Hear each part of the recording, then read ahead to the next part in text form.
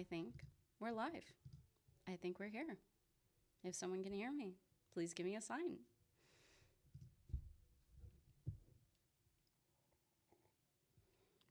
I guess I should post on socials that I'm live, but I don't have the energy. It's 9 o'clock at night on a Saturday.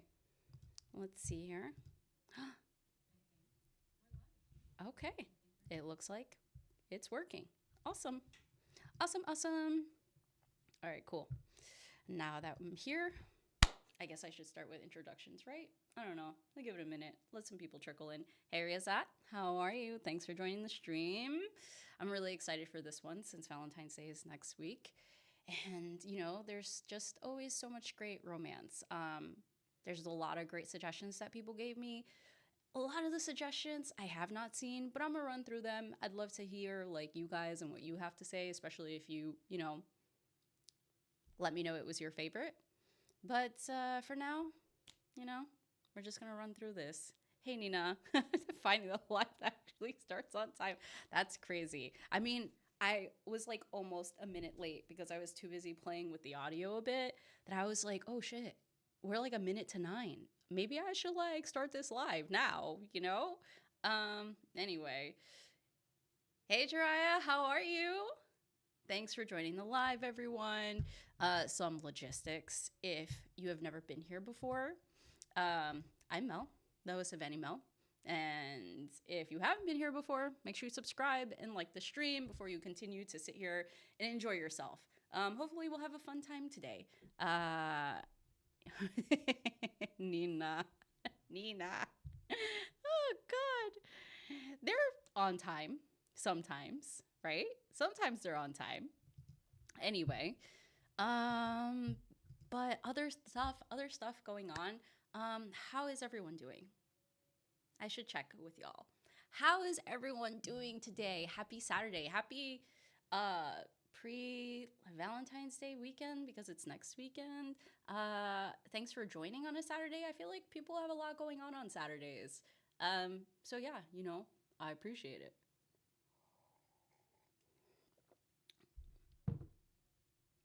Hey, Rox, how's it going? Oh my God, I'm so happy to hear that you're loving the Broken Ring. The Broken Ring is so good, isn't it? It is so good. I also hope you're reading the uncensored version because it would be a pain if you were reading the censored version. I just want to make sure I say that. Hey, Aaron, thanks for joining. I feel like this is right up your alley since we're talking about romance today, But anyway, if you're just joining, make sure you like the stream. Make sure you subscribe if you haven't subscribed yet. And yeah, I'm Mel. We're hanging out today. I've got some grape juice with me today because, it's Saturday night.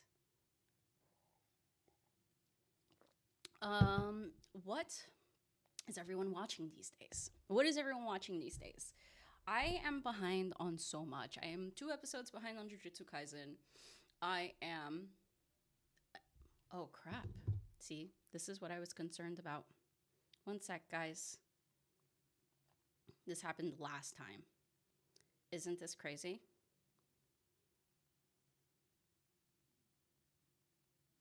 Word. Give me one sec.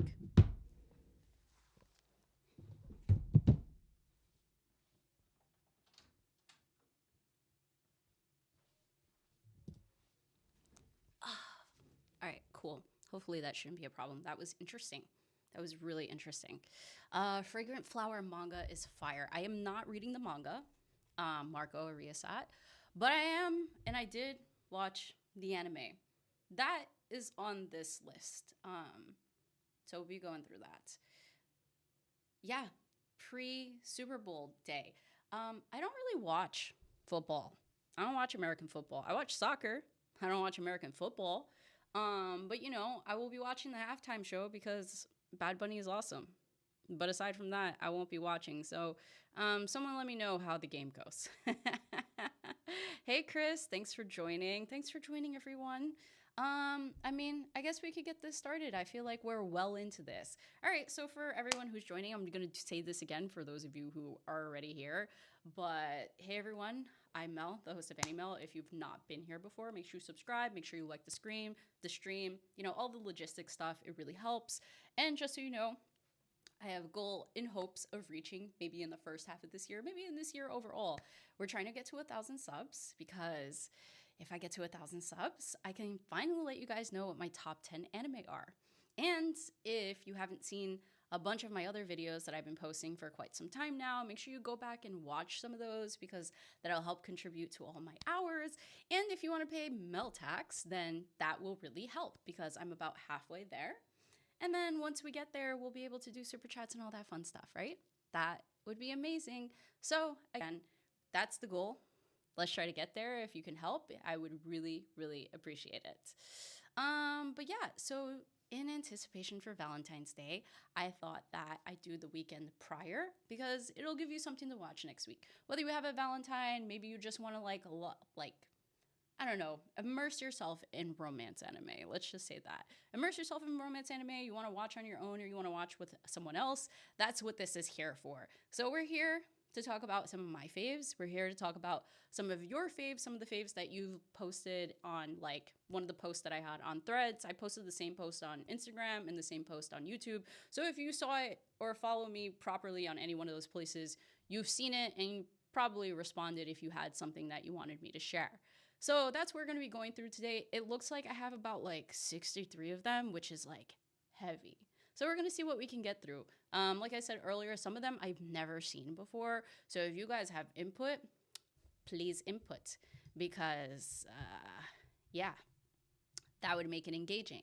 Also, if you notice there's something pinned at the top of the chat, that is going to be like something that you guys could hopefully interact with. It is like just so you can vote along. I don't know if you can necessarily vote along with me as I go through my tier list, but I would love to see what you guys have done. And look at that, you guys have already engaged in it. So I'm gonna be going back and forth between like what I've done and what you guys have. And you know what? Let's just get it going. Awesome. All right, great. So hopefully you all see my screen. And we're just gonna like, yeah, you guys have already started populating this. This is pretty awesome. I love seeing it. Okay, great, cool. Yeah, so I tried to do this in alphabetical order. I don't know if we're gonna do this properly, but we're gonna see it roll. So the first one on the list that I have, and I literally need to put up a list because these icons are so tiny, and some of them I don't really know. This one is called 3D Kanojo, or Real Girl. I don't know how many of you have seen this. I got this suggestion via someone on YouTube, and it looks like really cute. It looks like really, really cute. And I want to watch it, but I haven't seen it. So unfortunately, I don't have a lot to say about it. I'm curious to know if any of you have seen it. And I kind of feel like you might not have. I'm getting the gist that you haven't. But it seems like really cute. Like the vibes look cute. I love seeing the toxic one. Oh my god, someone thinks that my love with Yamada-kun is toxic? Okay, we'll come back to this. Okay. So the next one on the list is Seventh Loop. What is the full title of this? There's like a whole full title of this, and this full title is like so long. Yeah, this one is called, damn, I don't have a full title for it. I don't know. Basically, so the gist of this anime, which I could actually talk through and describe if you have not watched it and if you're interested in watching it, is this woman who's died like 6 times. She's now on her 7th life. Like she could like, you know, reincarnate, and she reincarnates as the same person every time in the same world. And this person, like she keeps getting killed by this one guy. So in her 7th life, she decides that she wants to stop being killed by this guy. In order to do that, she thinks like, oh, word, let me marry him. Because if I marry him, there's no way he'll kill me, right? It sounds real outrageous. I swear. I don't know what prompted me to watch this, but when I started watching it, I said, huh, this is really interesting. I kind of like her vibe. I kind of like her personality. But the chemistry is great. I did not expect a fantastic chemistry between both of the MCs, especially because she kind of like proposed to him out of nowhere and he was just like, who are you? Like, aren't you engaged to this other prince? And she just broke off the engagement, said, let's get married to the other duke. And then she kind of just goes about her days doing really random stuff for like I guess a duchess or whatever, or to be duchess. She's like gardening and planting and stuff like that. It's crazy, but it's like really good because you see them like slowly fall in love. It only has one season, it has 12 episodes, but I like kind of want to say it's kind of wholesome. Like it's not messy, it's really cute. um yeah, it's like I wouldn't say it's like a villainess one, but it's a really good one. But I feel like I already watch a lot of villainess ones. Some reason I actually didn't put a lot of villainess ones up. Like I like them, but they were never my favorite. But there's some like people did not suggest any villainess ones, which is kind of crazy. Hey Spencer, thanks for joining. Welcome, welcome. Everyone grab a drink and log in because this might take a while. But yeah, if you haven't seen Seventh Loop, there's a long ass title for it. I'm sure once you type it in, it will come up. It's something about like the girl like enjoys her days married or engaged to her arch nemesis or her enemy or something like that. It's crazy. Anyway, cool. Moving on. A sign of affection. I'm sure a lot of you have heard of a sign of affection, and I feel like you guys might have it here. Oh, you guys are watching this. You guys have seen Seventh Loop, but you think it's messy but beautiful. Really? Why? I wonder who put that there. Why do you think it's messy and beautiful? Also, it seems like a good chunk of you have not seen A Sign of Affection. I feel like some people have, based on the fact that like I saw a lot of comments on it. But this one is definitely like one of my favorites.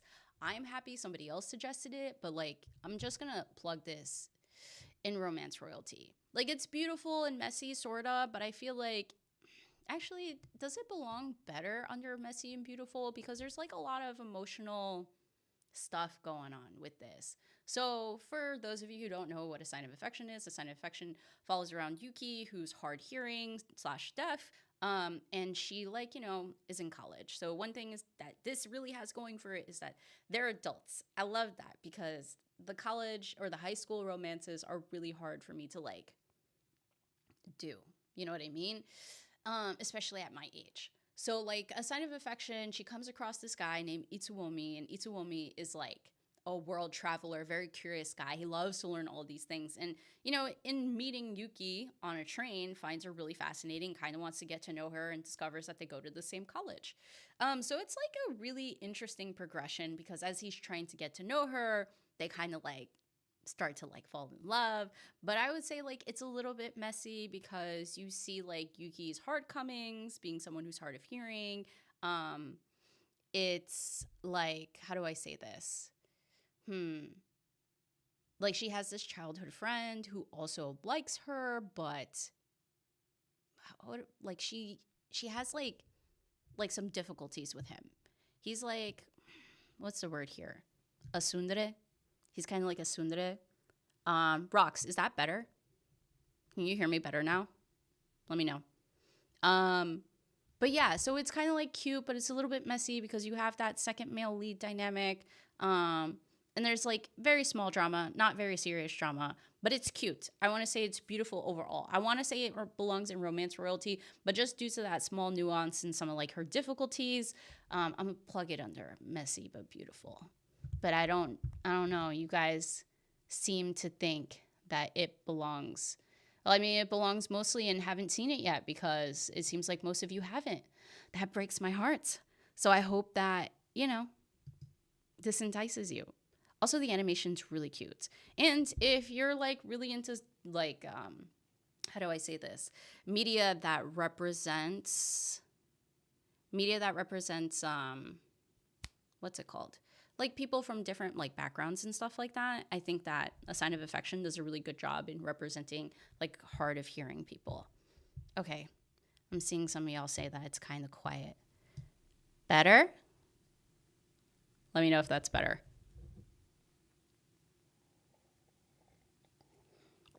Because I don't want to have to continue and then you guys can't hear me.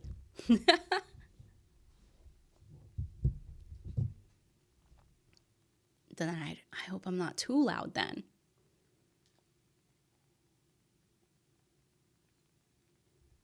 All right. I think I'm going to keep going.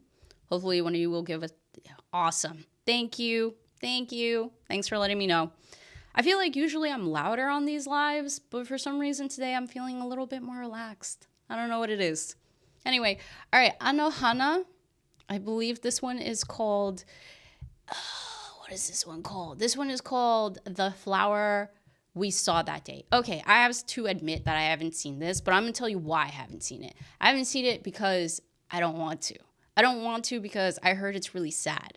I don't know how many of you have seen Anohana, but like from the gist that I get of it, it's about a girl that like, you know, passes away and like all her friends have this trauma.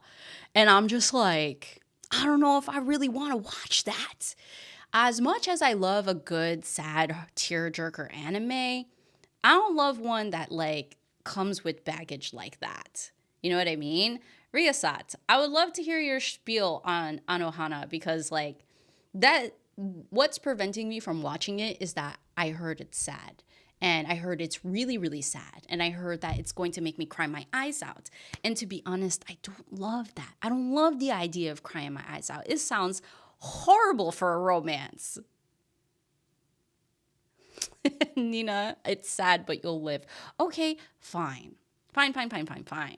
You know, like, is it like Fruits Basket sad? Because Fruits Basket's like in the whole third season, which I'll get to it, made me cry a lot, like a lot.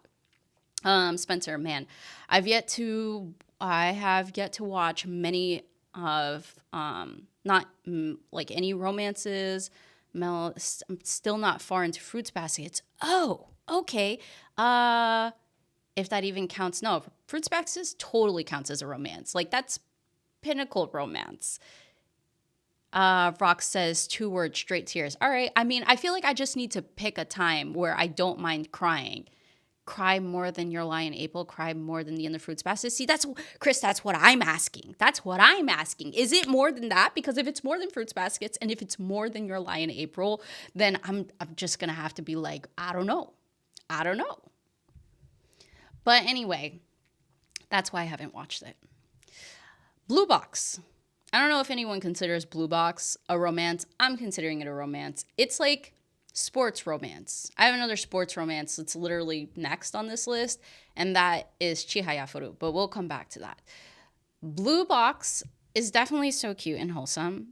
It's a little bit, actually, no. Yeah, so cute and wholesome is proper for it. So for those of you who've never heard of Blue Box before, and I'm going to just check the pulse real quick. Oh, there's a lot in romance royalty. Oh, some of you have seen, what is it called? Like Snow White and the red hair or something like that. It's like Shirayuki no Hime. I feel like I know the Japanese name for it, but I don't know the English name for it, and it's bugging me now. I am so interested in how like you guys are categorizing things. Okay. Anyway. Okay, cool. Blue Box. I'm putting it under so cute and wholesome. It seems like some of you have put it somewhere else.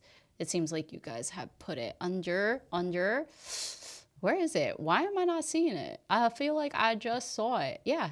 No, you guys put it under Messy But Beautiful. I don't understand how, okay, maybe I should like ask you guys what you think Messy But Beautiful is. Because when I put it together, I was like, Messy But Beautiful is like emotional, but like really touching. Kind of like Anohana. Anohana definitely like is classified as messy and beautiful. Yeah, we're going to have some very different opinions here, but I love this. I love seeing this. Okay, cool. But yes, Blue Box, super cute. Sports anime about 2 different characters that play basketball, and they're really into each other. They are a year apart. They're in high school. I don't really love high school romances, but this one is a great one.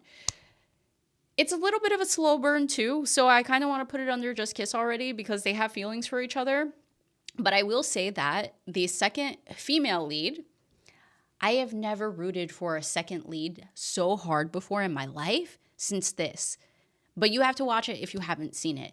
But like the way that they kind of like match things up, I feel like is very good, like emotion-wise. It's also like a little bit realistic to me. And I like how proper and like such a good guy Taiki is, who's the MC if you haven't seen it. But yeah, slow burn, high school romance, very cute. I like all the characters. There's not much drama, so I like that. Just they need to talk more. They just need to talk more. Chris, Fruits Basket is a wholesome toxic romance. See, so I had an idea before, and it's I just changed my mind, but I wanted to do an alignment chart instead because I feel like there are some that I kind of want to place kind of like that. But it is what it is. It is what it is. Riasat, Blue Box is sports romance. Yeah. Are you reading it? I heard it's a really good read. I've thought about reading it, but then when the anime came out, I was just like, you know what? I'm just going to watch. I am just going to watch this. 100 not using the stream as my personal anime recommendations. I love that. I love that. Riasat, the second female lead is the better choice. Oh my God, yes. I cried. I cried so hard when Taiki rejected her. Anyway, I'm not going to say anymore. You guys need to watch it. If you haven't watched it, you guys need to watch it. Nina says, I feel bad for the second lead. Yeah, absolutely. He he was chasing a chopped basketball girl, Riasat. Oh, Chris. Messy but beautiful gives me that this is toxic, but I'm here for the toxic and the mess. It's the redemption at the end that makes it beautiful. Huh. Okay. I like it. I like it. You know what? To your own interpretation, everyone. I love it. Okay, next, Chihaya Furu. So Chihaya Furu has 3 seasons. This is another sports romance. It's more heavy on the sports, but the sport is Kurata, which is a very or Karuta, which is a very like niche Japanese sport. Like I don't even know how to explain it. You might have to look it up. But it has 3 seasons. It's a really fun watch. She has these 2 guys that like are really into her, and she has the classic airhead female lead trope going on for her. It's a little bit painful. It's definitely a little bit painful. Do I want to say it's messy but beautiful because of that? I think so. Because there's so much mess going on with Chihaya, who's the main character, and the guys that are really into her. Chihaya Furu is definitely really underrated, Riasat. I read it. I read it and I completed it because I said, hell no, I'm not fucking waiting for you guys to finish animating this shit. Because I was so mad when I binged all 3 seasons and I said, so when's the 4th? And I was like looking up when the 4th is. And there was no announcement as to when the 4th was coming out. And I'm like, so you're just going to leave me hanging. And I think where they left it, they were like maybe, I feel like halfway through the story or like 2/3 through the story. So I just picked up the manga. And I'm not gonna lie, no regrets. You should read it. You should read it because you have to know who she picks. You have to know who she picks. Which guy does she pick? Does she pick the childhood friend that she always admired like all her life and kind of like idolizes him and was the whole reason why she got into playing Karuta? Or does she like pick the guy that has always been there and supported her and she goes to school with? Like, which guy does she pick? But because she's so much of an airhead and because she's so obsessed with Karuta, is she ever going to notice all of these guys' feelings or even her own feelings? Yeah, that's the vibe that Chihaya Furu gives. But it's so good and it's so well animated. It's done by Madhouse. So yeah, I highly recommend. It's one of my favorites. No one suggested it. I felt very conflicted about putting it on the list because I was like, I wonder if anyone's watched it and is going to be like, yo, Mel, this is not a romance. And to be honest, the romance is very subplotty. But when they start talking about the romance, it's what keeps you going even more, to be super frank. I'm just saying. Aaron, I think you would like Chihaya Furu if you haven't watched it. But I highly suggest you read it because you're going to want to know how it ends. You're going to be really mad when you watch through season 3 and you're going to be like, where's season 4? It's been like, I feel like the last time they animated it was like in 2018. You're going to be pissed. Read it. Rocks. We know to never wait on the anime because it never come. They may never come, cough, cough, Kobe can't communicate. I am so mad about that, but we can get to that. Nina says, I watched it, but I should pick up reading it. I mean, if you watched it and you really, really liked it and you really want to know how it ends, I think you should read it. I'm just saying. There's a lot of stuff that I don't say like go read it, but this one, go read it. This one is called, next one. Yeah, man, Marco, it's crazy. It's been a long time. It's been a long time. There's a lot of romance that, need a reboot. Like Yona of the Dawn, that's finally getting a season 2. But again, we'll get to that. It's been forever, Nina. Marco, I need more Monthly Girls Nozaki. So Monthly Girls Nozaki is on my read list because of that. But, we're moving. We're moving, guys. Next on the list is, what is this one called? This one is called I Can't Understand What My Husband Says. So this one was a suggestion. This one is kind of interesting. So I watched this one on a whim because I was looking for more adult anime romances. This one is interesting because all the episodes are like this. They're like super short, okay? Not a bad thing. Sometimes it's interesting when you have something that's like super short. So if you're looking for something nice and quick and easy, cool. This one is like cute and wholesome because it's all about a wife and a husband, and the husband doesn't really like talk much. But she's able to like understand him. Wait, this is not it. No, that's not it. This is Chobits. Oh my God, I am so sorry, guys. This is Chobits, which I haven't seen. I'm just going to leave it at that. I haven't seen Chobits. It got suggested. Anyone seen Chobits? Because I haven't. And this is a good moment for me to check like the pulse. Have you guys seen Chobits? Because like I'm really curious. Actually, let's go with the average vote. That might give me a better sense. Yeah, this works way better. This makes more sense to me. Chobits. Have you guys seen Chobits? Because I haven't. The art style looks like the same art style as like Cardcaptor Sakura and stuff like that. So I'm wondering if it's all like in the same Clamp universe. It might be. But I have not seen it.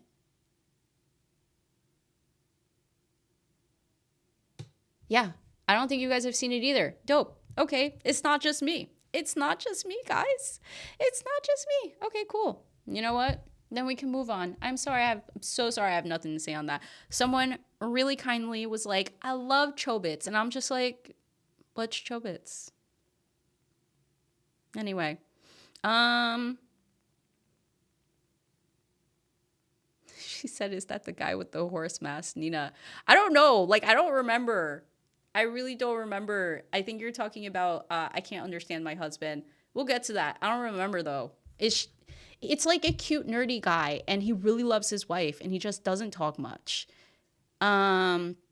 Nick says, it's Clamp. It is Clamp. That's what I thought. It is Clamp. Because I looked at the art style, and I was like, this feels very reminiscent of, like, XS-Holic, like Cardcaptor Sakura and Tsubasa Chronicles. Of the Clamp universe, those are the 3 ones that like I've seen, I've rewatched, and I love through and through. I know the Clamp universe is huge, and I'm not going to try to get too sidetracked because I can get really sidetracked. I love Clamp. It's one of those like universes that's really dope, but I haven't seen Chobits. So like if it's folded into the universe, I think it's worth a watch for me potentially. Let's see. This one is Clandad. This is another one that I'm ashamed to say I haven't watched because, again, I heard that it's really sad. There are some anime that I will watch that are sad, and there are some that people just tell me is so sad that I'm just like, do you want me to feel hurt? Do you want me to feel pain? I don't think I want that. So why do you want that for me? Why do you want that for me? Yeah. See, you guys saying like on average that it's messy and beautiful makes me feel kind of wavy. It makes me feel kind of wavy. Clandad is sad as well. Yeah, see, Nina? Even Aaron says it. Riyasat says it. See, all of y'all saying that it's very emotional is making me feel wavy. You know? Like, in order for me to, like, lock into something sad, I need to be, like, in a peak mood so that I just don't get brought down. See, money. I like emotional anime.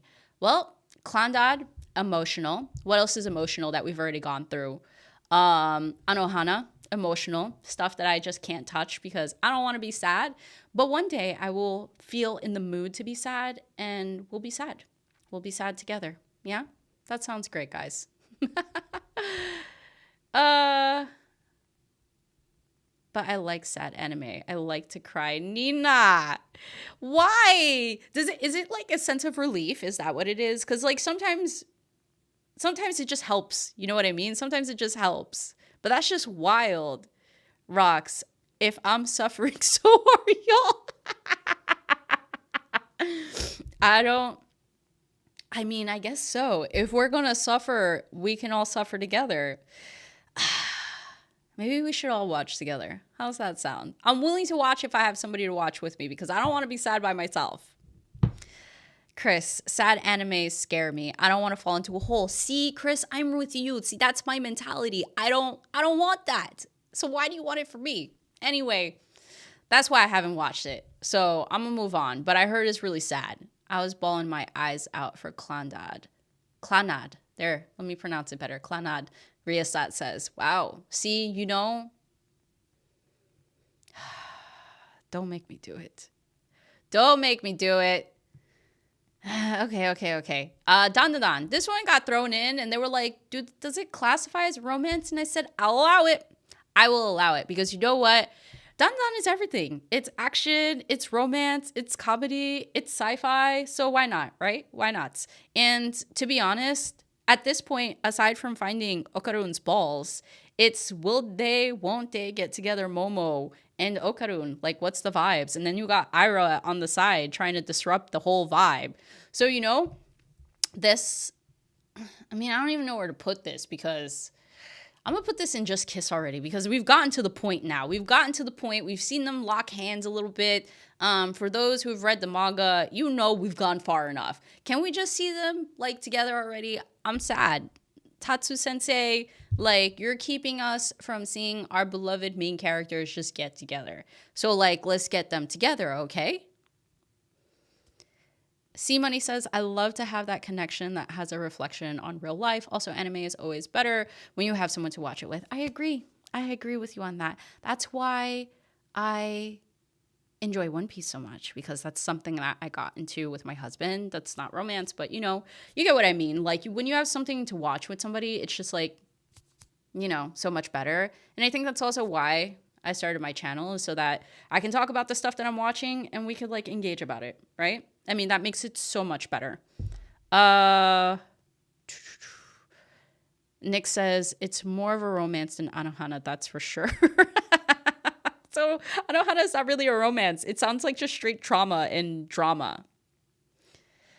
Danadan is the most random anime I've ever watched, says Roz. 100%. It's very, very random. But that's what makes it so great. That's what makes it so lovable. And that's what I love it so much. Erin, you haven't watched Danadan. I mean, that's cool. Danadan is very quirky. It's out there. Marco. Mel, do you prefer Okarun's look in the anime or the manga? In the manga. He has the fade in the manga, and they just, I guess, you know, it's hard to animate a fade, and they just said we're not gonna animate the fade. Like, his hairstyle is, like, so much more dope in the manga. So, like, the manga art is, like, very good. I want to say that, like, with Dandadan, now, I may have said it in a previous video, like, when I did another live, a Dandadan live. Dandadan is better enjoyed together. It's not that you can't love them apart, but they enhance each other. Like, the manga is great for its own reasons, and the anime is great for its own reasons. But when you read them together, you get two different experiences. So I'm not going to sit on my Dandadan soapbox because I could stand on that all day. We can talk about it another time if you really want to hear me talk about Dandadan some more. All right, cool. Moving on. This one is called Days with My Stepsister. This one got suggested by someone on Threads. I haven't seen it, but here, let me put it out real quick. It sounds really weird, okay? It sounds really weird because you think it's like some incesty thing just based on how it's called, Days with My Stepsister, and it's a romance. But from what I've heard, it's actually really wholesome and not at all what you would expect. So if you watch this, watch it because the title is not what it seems, from what I understand. And low-key, I kind of want to watch it because of that, because I heard a lot of good things about how the title is not what it is, and it's more about, like, the connection. I think, between these two individuals is not really like that. I don't know. If anyone's seen it, chat it up. Chat it up. C Money says, Don Don scared me with the first episode. I almost quit, but thanks, really. I kept going. Yes, the first episode is rough. The first chapter is rough. The anime made the first episode and chapter much worse than it was in the manga. Not that either is better, but when you watch it in the anime, it was yeah, they took some extra liberties with this, and I don't know about that. I don't know about this. So, it is wholesome. Okay. Aaron says that Days with My Stepsister is wholesome. So, I trust you. I'm going to put it in so cute and wholesome. I haven't seen it, but I trust you. Based on also what other people have said, that's the vibe that I'm getting from it. All right. This one was interesting. Some people really threw some anime my way. Some anime that I'm low-key frustrated that I watched. I don't want to say ashamed. Sometimes I feel ashamed, but frustrated that I watched. I watched Domestic Girlfriend. I don't know how many of you have watched Domestic Girlfriend. Have any of you watched Domestic Girlfriend? I watched it, and then I got curious, and then I started reading the manga. I didn't finish the manga, but I saw the last chapter, and guys, Domestic Girlfriend, this is the one that belongs in Please Make It Stop. Yeah. This one was a hard one. Oh, hello. I think my camera went out. Oh, nice. One sec, everyone. Yeah, we're trying a new setup today, and this is fascinating for that reason. So, yeah, Aaron, I noticed. I feel like Joe now. Here, hold up. All right, cool. See, we have backups. That's important.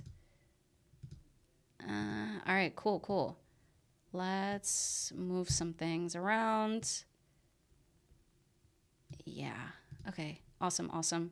Okay.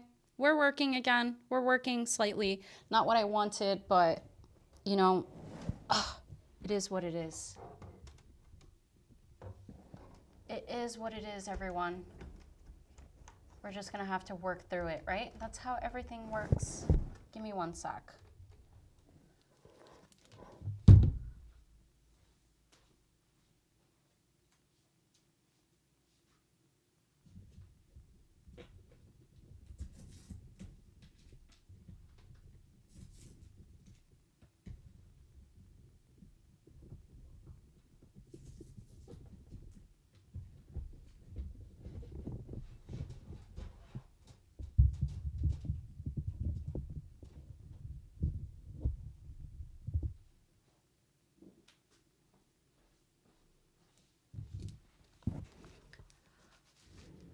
So 2 lives in a row where things just don't go right. I feel like that's totally normal. A lot of people say it's normal, but you know something? This is some crazy shit. Last live was the lights going out constantly. I finally figured it out. My husband has a routine where the lights just turn off after a certain time of being in the room with the door closed. So I figured that out. Cool. Awesome. We got that. Now we're testing out a new camera setup, and it said just nah, brah, fuck you. Can you hear the frustration in my voice? Word. Okay. Anyway, yeah, guys, this shit is crazy. But you know what? This is why we have backups. Backups are important, everyone. And the good thing is that we have a backup. All right. Anyway, awesome, everyone. Yeah, I see you're all enjoying this. I am too. Cool. Where were we? Right. Domestic Girlfriend. Domestic Girlfriend is one of those interesting ones. Yeah, Chris, we have angles, but we changed the angle because that angle is not for me. I don't want you guys seeing down my dress either. So Domestic Girlfriend's one of those weird ones. Let me set up the premise for you real quick because it's real fucked up. Let me see if any of you have watched it though. Because if you have watched it, then I don't have to do too much explaining. Have you guys seen Domestic Girlfriend? I see it. All right, some people said make it stop. So some of you have seen it. All right, cool. So yeah, Domestic Girlfriend. It's all about this guy who ends up sleeping with this girl for the first time. This girl is like one of his classmates or something like that. He's in high school. Mind you, he has a crush. I don't know if it's on his teacher or his like substitute teacher. It's some crazy shit. So he sleeps with this girl. I don't know if he sleeps with her kind of to want to get over the teacher because, you know, he's in high school. He can't date his teacher. That would be crazy, right? So here we are. I think the next day or the following week, he finds out that the girl he slept with and the teacher he had a crush on are both sisters. All right? They're both sisters. But it gets better. If you haven't seen this, it gets better.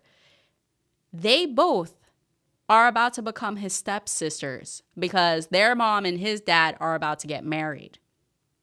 Yeah. It was his teacher, right, Aaron? Yeah, that's what I thought. I thought it was a substitute teacher because she was kind of young. But no, it's his legit teacher. So anyway, I should have stopped. When I saw that, right? But I said, you know what? Someone said this is really good. I will say that the OP for Domestic Girlfriend slaps. If you get anything out of Domestic Girlfriend, it's the OP. The OP is amazing. But yes, Chris, super woe. These girls become his stepsister. But guess what? He doesn't draw a line. He doesn't draw a boundary here. He says, he wants to date the younger sister that he slept with. This shit gets all fucked up down the way. Like, I think he eventually sleeps with the teacher, and then they both develop feelings for him. Mind you, they're all living under the same house and the same roof. I was not happy to see the ending. I decided to go to the manga. Why? I don't know why. Sometimes I really hurt myself doing these things. I decided to go to the manga. Don't read the manga. Do not read it. Do not check out what the ending is. You will throw a fit. You will throw your phone. It is so fucked up. Anyway, yes, this is one of those ones that it makes you stop. Makes you want to stop. Anyway, I love seeing the chatter because it seems like some of you have seen it and you have the same feelings that I did. Nina, good on you for you stopping halfway. I should have done that. Why didn't I do that? I don't know. I think I wanted to torture myself. Anyway, the OP goes hard. Only good quality of the show. I agree, Riasat. That is the only good quality of the show, unfortunately. Brox, it's the train wreck you can't stop watching because it's so messed up. Yes, not as bad as Rent a Girlfriend. But this one only had 12 episodes. So, fact that Gigook likes the manga. Yeah. Yeah, no.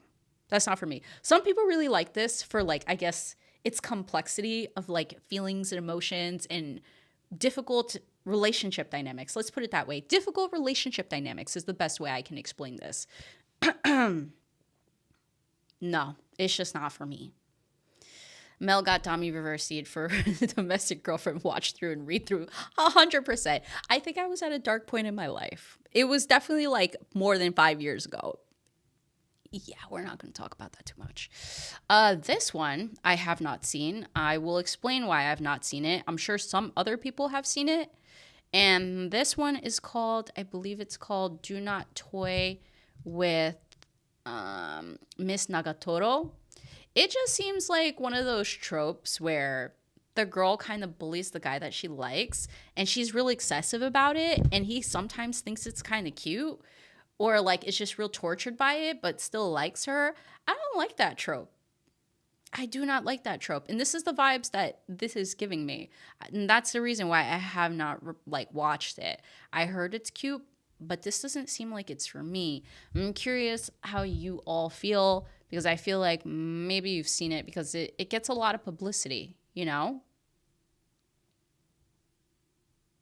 Rox, we don't talk about Rent a Girlfriend. Can I just say that I gave up after season 3. I didn't watch season 4. It took me a long time to give up on Rent a Girlfriend. But I've been seeing the snippets from the manga.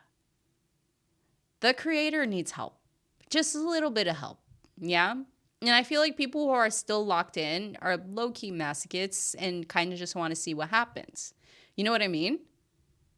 But yeah, so don't toy with me, Nagatori-san. Do you guys have that here? I feel like you may not have watched it. And yeah, it's given that you guys haven't watched it either. Cool, so it's not just me. I feel more comfortable knowing that some of y'all haven't watched some of the stuff that I haven't watched because, you know, there's a lot out there and there's 60 plus on this list. And I feel more comfortable in knowing that I haven't seen it all and it's okay. Yeah. I'd watch School Days and ending made up for how bad it was. I haven't seen School Days. What is that? Yeah. Chris, I just can't bring myself to read or watch Rent a Girlfriend. I read it and couldn't do it. It's really bad, Chris. It's really bad. I don't know. Like after season 1, I said, oh, maybe this will get better. After season 2, I said, oh, it looks like it's improving. And then season 3 hit and I said, oh my God, you are absolute scum and trash. I will never watch this shit again. Yeah. It's bad.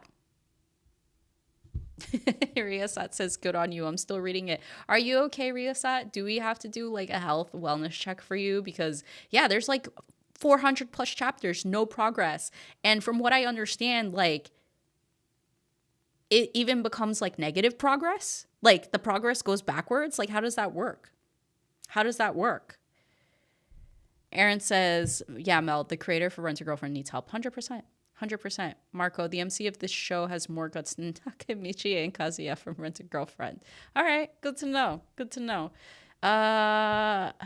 Nick says, season 4 was pretty bad. The fact that it starts the season... Oh, nah, brah. It starts the season with seeing Kazuya's boner says enough. Yeah. I didn't know if I wanted to read that, but then I said, you know what? I'm going to read it. I'm going to read it because that shit is crazy. Okay, that's enough. That's enough. Actually, where's Rent a Girlfriend? Because someone gave me Rent a Girlfriend, and I know this person's just torturing themselves. This just goes under, please make it stop. Because I feel like we've talked about Rent a Girlfriend enough here. I don't even need to talk about it anymore. We can just move on and not talk about it anymore. Because I feel like it's just painful for everyone here. People who are still trapped in it and people who escape the trap. All right. Moving on. Catching up on the chats real quick, and then we're going to move on to Fruits Baskets. I want to put that under messy but beautiful, but low-key. Fruits Baskets is my everything. Rox, I gave up not even halfway through season 1. It's so bad. Good on you. See, like at that time, I was really like looking for like a good romance, and I thought the concept was interesting, and I should have known better. I should have known better. This is why I've been like a little bit more cautious about some of the romance I pick up lately. I've been a little bit more cautious and a lot more critical of them because I've experienced so many bad ones that I just, you know, can't. Nick, I'm still watching it though, as I'm already deep into it. Besides, I've seen worse. Wait, Nick, what worse have you seen? Because I'm very curious how it could get worse than Rent a Girlfriend. Like Domestic Girlfriend's pretty bad, but Rent a Girlfriend is like pinnacle of difficulty. But yes, yeah, you know, despite what like Fruits Baskets does to you, considering like how messy it actually is, there's a lot of, you know what? No, it has to go here. It has to go here because you want to know why? Not the MC, but one of the side characters that looks after Toru, what's his name? Suguru, like the adult guy that likes the messed up girl, Akito or Akira, can't remember her name. Yeah, he's so twisted that he like skews the whole Fruits Basket show. Like when I learned about his personality, I was like, yo, fam, that's not okay. You need help. You need help. Well, you both need help. And I don't know how they ended up together, but I guess two toxic people can work really well. What can you say? What can you say? So yeah, for those of you who have never seen Fruits Baskets, which I highly doubt, I feel like a good chunk of you have probably seen Fruits Baskets. Like, look at that. Y'all got it in Romance Royalty. You know what? You've convinced me. I'm going to put it in Romance Royalty because that's where I originally wanted to put it. And to be honest, that's where it belongs. But the mess, yes. Shigure. I can't believe how twisted he is and how much he, like, plotted in this show. He plotted. Anyway, by the by. So it's all about this girl who unfortunately becomes homeless because her mom passes away. Her dad passed away eons ago, and she's left with no family members to look after her.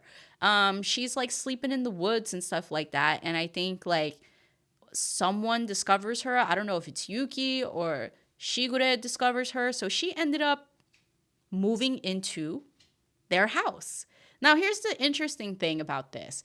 These people are a certain family. And these family members, a small group of them, turn into the 12 zodiac signs if they're hugged by someone of the opposite sex. So Toru accidentally hugs or falls on top of one of the like family members, and he turns into a cat. So I'm talking about the 12 zodiac, Chinese zodiac signs.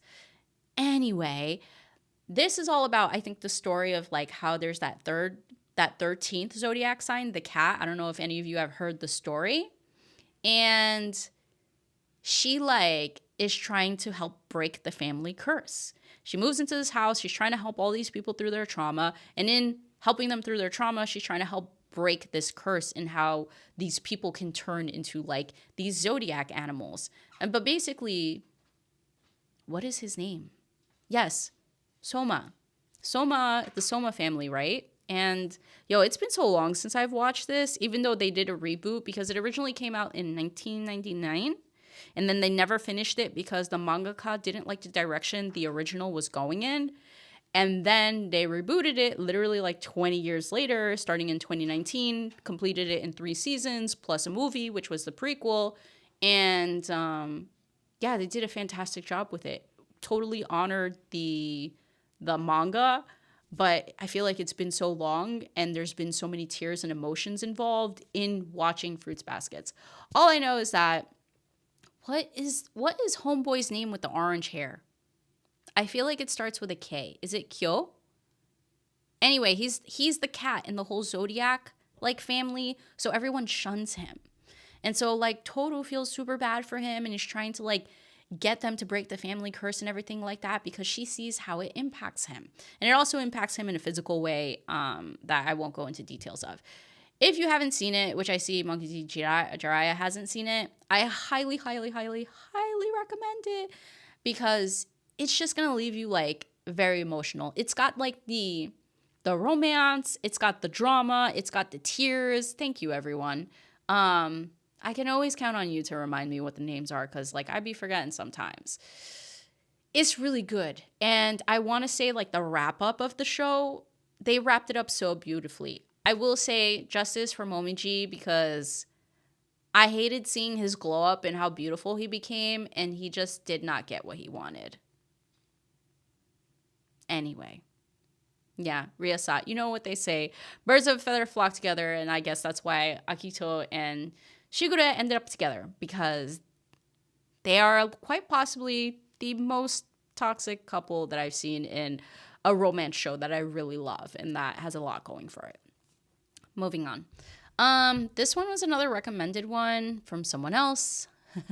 He is my man. Google is my friend, says Chris. Yeah. What's this one? This one I also haven't seen. I'm going to plug it under I haven't seen it before, and I'm going to tell you guys a name because it looks a lot older. I can't remember. Someone also suggested it, and now I'm really curious because I don't know if you are all familiar with the YouTube channel The Wonder of Anime, but she had a guest on that did they did a whole episode on Fushigi Yugi, which I feel like came out in the 80s. But yeah, I haven't seen it. She did an episode on it, so I have good intentions and ideas about it for that reason. But yeah, if you haven't seen The Wonder of Anime, she has some really good episodes and dives deep into like just like what makes these anime wonderful So if you're looking into like just like more specific things like that, where she has guests on talk about these things and why they're passionate about them and why they love these anime, I highly suggest you check out The Wonder of Anime. Um, Mel Toru is Toru better than Mao Mao? See, Toru is like very different from Mao Mao. They're so different personality wise that I can't even compare them. But Toru is definitely like one of those great female leads just because of like how much trauma she's already had and how much she's trying to help other people overcome their trauma, but like she puts like a lot of her trauma aside to help others with it. And I feel like she really does her best to overcome her trauma, of like not having all these family members and low key being abandoned to an extent. Like, not that they wanted to abandon her, but someone like that in their predicament can totally feel like, I've been abandoned, trust issues and all this stuff. And I feel like Toru does a really good job in like getting beyond that. Mao Mao is just like a totally different case. She's just like hands down badass. Like, I have no complaints about Mao Mao for that reason. She has her flaws, but these characters are just completely different. But I love them both for very different reasons. It's a mad classic. I have a couple of the manga and it's pretty nice. One of the it's an isekai. Holy shit! It's a isekai. Fushigi Yugi is a isekai. Okay, so now I kind of have to look into this a little bit more. Okay, noted. Thanks for the tip. All right, moving on. I don't have a lot of BL on this list. I don't have any GL on this list, which actually makes me kind of sad as I'm going through this. I watched the GL over the summer or over the winter. What was it called? It was like semi-horror and also a GL. It was a little bit weird. I didn't love it for that reason. But anyway, Chris says, Toru is so grateful that it makes me question myself in her actions. She is the most selfless person. Agreed. 100% agreed. Like, how can anyone be so giving? And how can anyone be so selfless? How can anyone be so, like, unbothered by her own difficulties, but bothered by so many others? It's actually crazy. Anyway, Given. All right, so I got to start off by saying Given definitely has some trigger warning stuff in it, like some very sensitive topic stuff, but it's a really good BL. This one automatically gets slotted under Messy But Beautiful, so I'm curious what y'all have to say about this. Messy But Beautiful. Let's see, you guys have it? Where do you have it? If you've seen it, have you seen it? Oh no, you guys have it. Please make it stop. Okay, I need explanations here. I really liked Given. It is very like triggering, just because some of the material that's in it. But I feel like the way that they address the trauma and the loss of Mafuyu, yes, Mafuyu, is like very deep and profound. Like, it had me really, really, really emotional. Nina's like love Given for the right reasons. Yeah. Okay. I see you, girl. I see you. Anyway, this one is a good one for that reason. And it's about this guy, Mafuyu, who unfortunately loses someone, that he loved, and it feels like it was his fault. So he's absolutely riddled with guilt, and he's into music. I think he gives up singing for that reason, but then he meets the other guy in the show whose name I can't remember. He has dark hair. He's really handsome. Holy crap, he's handsome. He like notices him, and I guess he notices he's musically gifted. He plays the guitar, and he's trying to get him to like play music again, I guess. And in doing so, they find the commonality of music and they begin to fall for each other. But Mafuyu has all of this trauma from losing his loved one. And you kind of find out how he loses his loved one. It's like really deep. There's like a season, a couple movies. It's really good.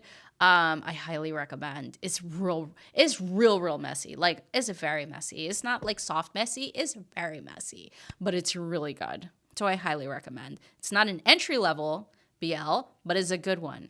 Thank you, Nina. Yeah, his name was like a little bit, he can get it. Girl, I love you. Chris says, I need a list of these anime. There is a lot I have not seen. Trust me, you're about to see some that I have not seen. But I'm happy to share. Just ping me on Discord. I got you. Aaron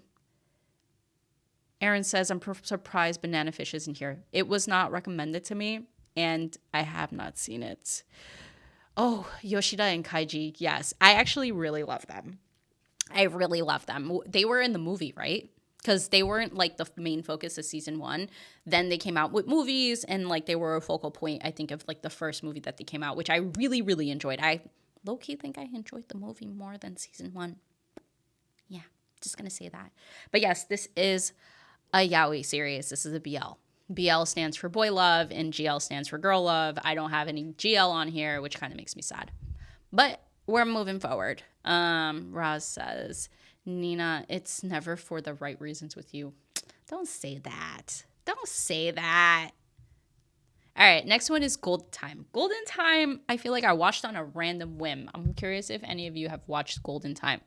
Because Golden Time is like, I don't know, I feel like people forget about Golden Time. But it seems like some of you have watched Golden Time. Where is it? It is. Where do you guys have it?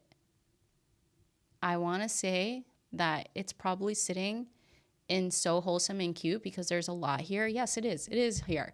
Okay, you know what? I think I'm agree with you guys. It is So Wholesome and Cute. Because it's all about this guy who kind of like loses his memory from high school and only really, Aaron? Golden Time is toxic? Why? I don't know about it. Has it been that long since I've seen it? You didn't like Bonri. Okay. You know what? That's fair. I see what you're putting down, man. I understand. I don't care. I'm still putting it under So Wholesome and Cute because I really like the way that their relationship kind of grew. Yeah, Bonri was a little bit difficult, but like he did kind of lose his memory and he was having a hard time. But actually, he did string them along. You know, he was already like, you know what? I'm going to put it under Just Kiss already because he should have figured it out a long time ago, even though he had been lost his memory. And I think if you watch the whole season, which is 24 episodes, I think you get the entirety of the story. Like, you see how it ends, I think, like, in the future and who he gets together with. But the whole idea of Golden Time is this guy loses his memory from high school. And because he lost his memory from high school, he forgot his girlfriend or the girl that confessed to him or vice versa. I think he confessed to somebody and maybe he got, like, turned down. I think that was the case. So he goes to college without any of this memory. And this same girl that he liked in high school is also going to the same college. And there's a completely different girl that he meets there. And I guess they end up developing feelings for each other. But then he starts to remember this other girl. And so it becomes kind of like a conflict where it's like, okay, the girl that I liked in high school that I didn't remember, but that I'm now remembering, I like her. Like, what do I do? Or this new girl that I'm getting to know that I kind of like her. And it just became all convoluted and fucked up. And I think he lost his memory again, right? He lost his memory again at some point for like another couple of months or to a year. And this girl in the image with the like light colored hair is doing her best to get this guy to remember her. It's kind of crazy, but I liked it. I'm going to put it under Just Kiss already because it shouldn't have been that long. It could have been resolved quicker. And the plot convenience of memory loss is kind of wild, even though that's the whole premise of the show. Yeah, the fact that you guys said it's toxic and it's messy has me questioning, like, my opinions of it. But you want to know something? It's going to stay there. Nick says, back in the day, it was very popular. One of the best anime, according to people years ago. Okay. I mean, if you've been around for a while, there was a video I posted a while ago on like starter anime, and I definitely suggested Golden Time as like a good beginner romance, just because it's short, just because it's a complete story, and just because it does have like a dramatic premise that might keep you engaged. But you know, if you don't like the toxicity, then maybe it's not for you. Okay. High Score Girl. I've read a volume of this. I haven't watched it, so I'm going to go off this volume. It seems like very wholesome and cute. Because it's about this girl that just games, and there's this guy that really wants to like talk to her and engage with her, but she don't talk back. Like she don't talk almost ever. And it's a little bit weird in that sense. Like I wish I had a category for like, this is kind of weird. Because this is what this one is. It was weird to me just because she just was not talking and I was just not vibing. Also, they seem really young. Like they seem like they're in elementary school, maybe middle school. And I'm just like, what's the deal here? What's the vibe? So I haven't seen it. I have read one volume of it. So that's what I'm going based off of. Not necessarily my favorite, not something I don't think I would watch, but I can kind of see like the allure, like this mysterious girl that doesn't really like talk, but she's really into gaming and she really likes this guy and she's trying to connect with him via video games. It's cute in that sense, and that's why I'm plugging it there. But aside from that, I mean, it didn't really engage me too much that made me really want to like watch the anime after getting the manga. Oh, is Oregairu on here? That's a very good romance series with good writing. I did not put it on here. I have seen it and I actually really like it. I don't know why I didn't add it. Thanks for bringing it up. I really liked it. Like it has about 2 seasons, right? And I don't know why I never thought about reading it, but when I watched it, I was like, I don't see a lot of people talking about this one. Maybe it's another one of those ones where it was like really popular when it came out and then it just kind of like simmered down, you know? It's not on the list, but that's a good one. If I could, I would plug it under like actually I don't know where I would put it. I might put it under cute and wholesome because it was kind of like funny and comedic, but it also had like a lot of weird dynamics going on. So I don't know, like I feel like so cute and wholesome is like the best spot, but it doesn't really like fit it perfectly, which is the problem. Like it needs another category in my opinion. All right, Horimiya. Horimiya, I'm going to put in romance royalty. And I want to know what y'all think because that's my thoughts. That is my thoughts. Where did you guys put Horimiya? Did you put it under cute and wholesome? Because that's another place where I can just kiss already. Okay. I mean, but they get together pretty fast. What do you mean? They get together pretty quick. I will say like some of the side characters who should be getting together, they could have progressed a lot faster, but I mean, it was pretty quick, guys. I thought the progression was very fast for Horimiya. Horimiya is definitely like heavier on the slice of life, and that was another one. It was another one that I suggested in that romance like beginner video. Horimiya is just like really like cozy. Yes, it belongs under so wholesome and cute, but it's like romance royalty because you see like the relationship that Hori and Miyamoto build together, and it's like very cash. You know, it feels very realistic, something very relatable, like yeah, between high schoolers, but also kind of makes you feel nostalgic for high school love. I think that a high school anime is really done well if you are out of high school and it makes you nostalgic for high school love. I think you're doing it right. Because high school love is not always fun, it's type messy, but when they make it like super relatable or when they make it like super cute and wholesome like this, it makes you like miss it a little bit, like that really young juvenile love. Anyway, it's good in that sense, and I love the fact that they dive into like the slice of life relationships of all of the other people around them. Horimiya is a really good anime for exploring just general relationships, romantic and platonic. Just saying. Rocks. Now we're talking. Now we're talking. This is my ish right here, right? It's really good. I don't know anyone who would not recommend Horimiya unless you just don't like slice of life romance or something like this. Like I kind of explained it. All right. So this is the one that I mistaken earlier for Chobits. This is I can't understand my husband. Nina, I feel like you said something about him being in a horse head, and I feel like I am low key remembering something like that. These episodes are really short. It's all about this guy who doesn't talk. He's really nerdy, doesn't talk much, but like his wife really loves him, really into him. And it's just all about like the little aspects of life and all her understandings of him, like all his quirkiness and how she like tries to understand the whole he's like weird aspects of him or like his quirky sides. I won't say weird.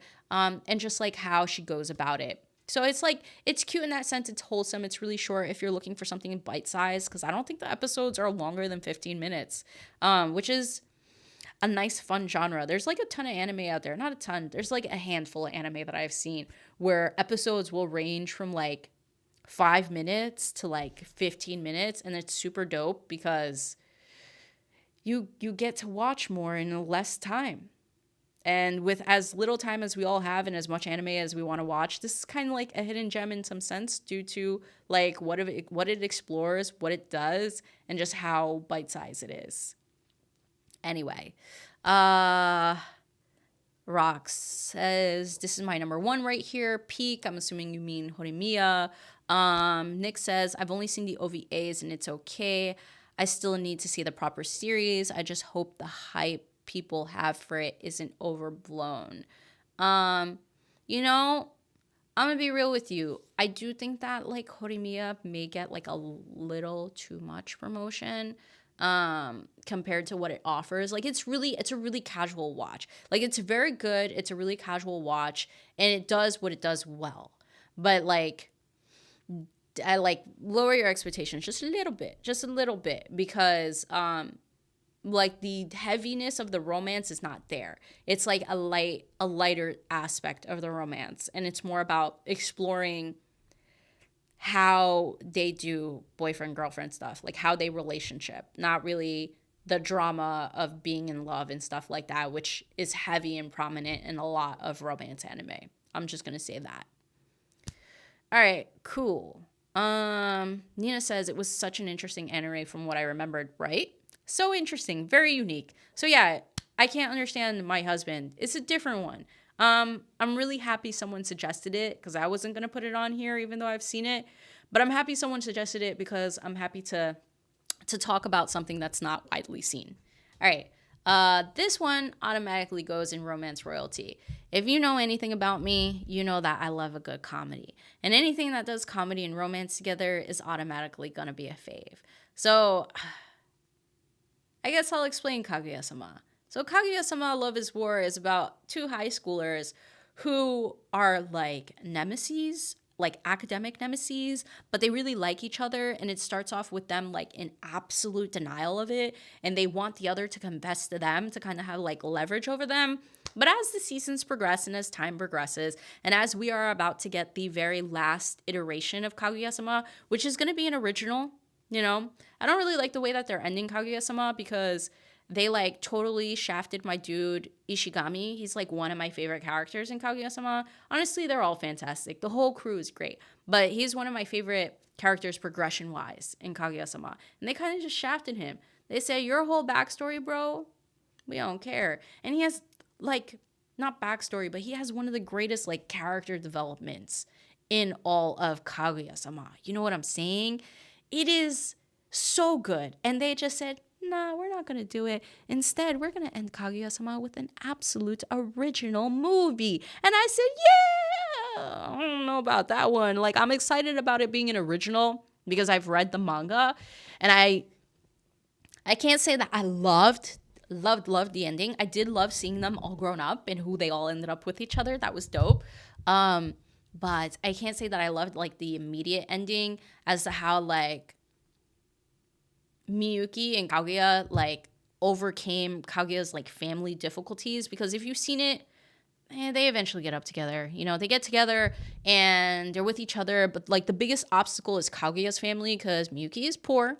Okay, he's poor. He don't got a prominent name like the Shinomiya name, and Shinomiya's family is all about, you know, that status. They want her to marry somebody who has status and who has wealth, and Miyuki don't got that. So, like, in order to overcome that, they have to go through all sorts of stuff, and the ending wasn't my fave for that reason. So I'm very curious as to what the original will be. Yeah, it's going to be great, but I do wish that they had animated a lot of that little middle stuff, like Ishigami and, like, all his stuff with the senpai that he likes and the girl that kind of won't admit that likes him, Ino. There's so much to it. And they just said, you know what? Forget it. And I said, why? Wow, that hurts me a lot.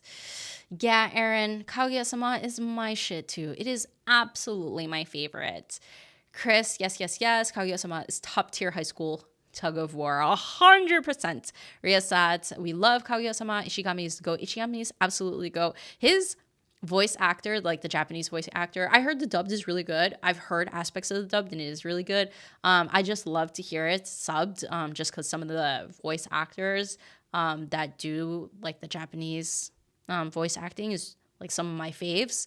Fun fact, in 2023, I was at Anime NYC and the voice actress for Kaguya was there and she did a live like dubbing while like on a panel. It was so amazing to hear, like absolutely amazing. The rest of the cast wasn't there. They all called in from Japan, like they had a pre-video recording of like supporting the Japanese voice actress for Kaguya, but it was super dope. I loved it. Those are like one of my favorite types of panels, hearing like live dubbing.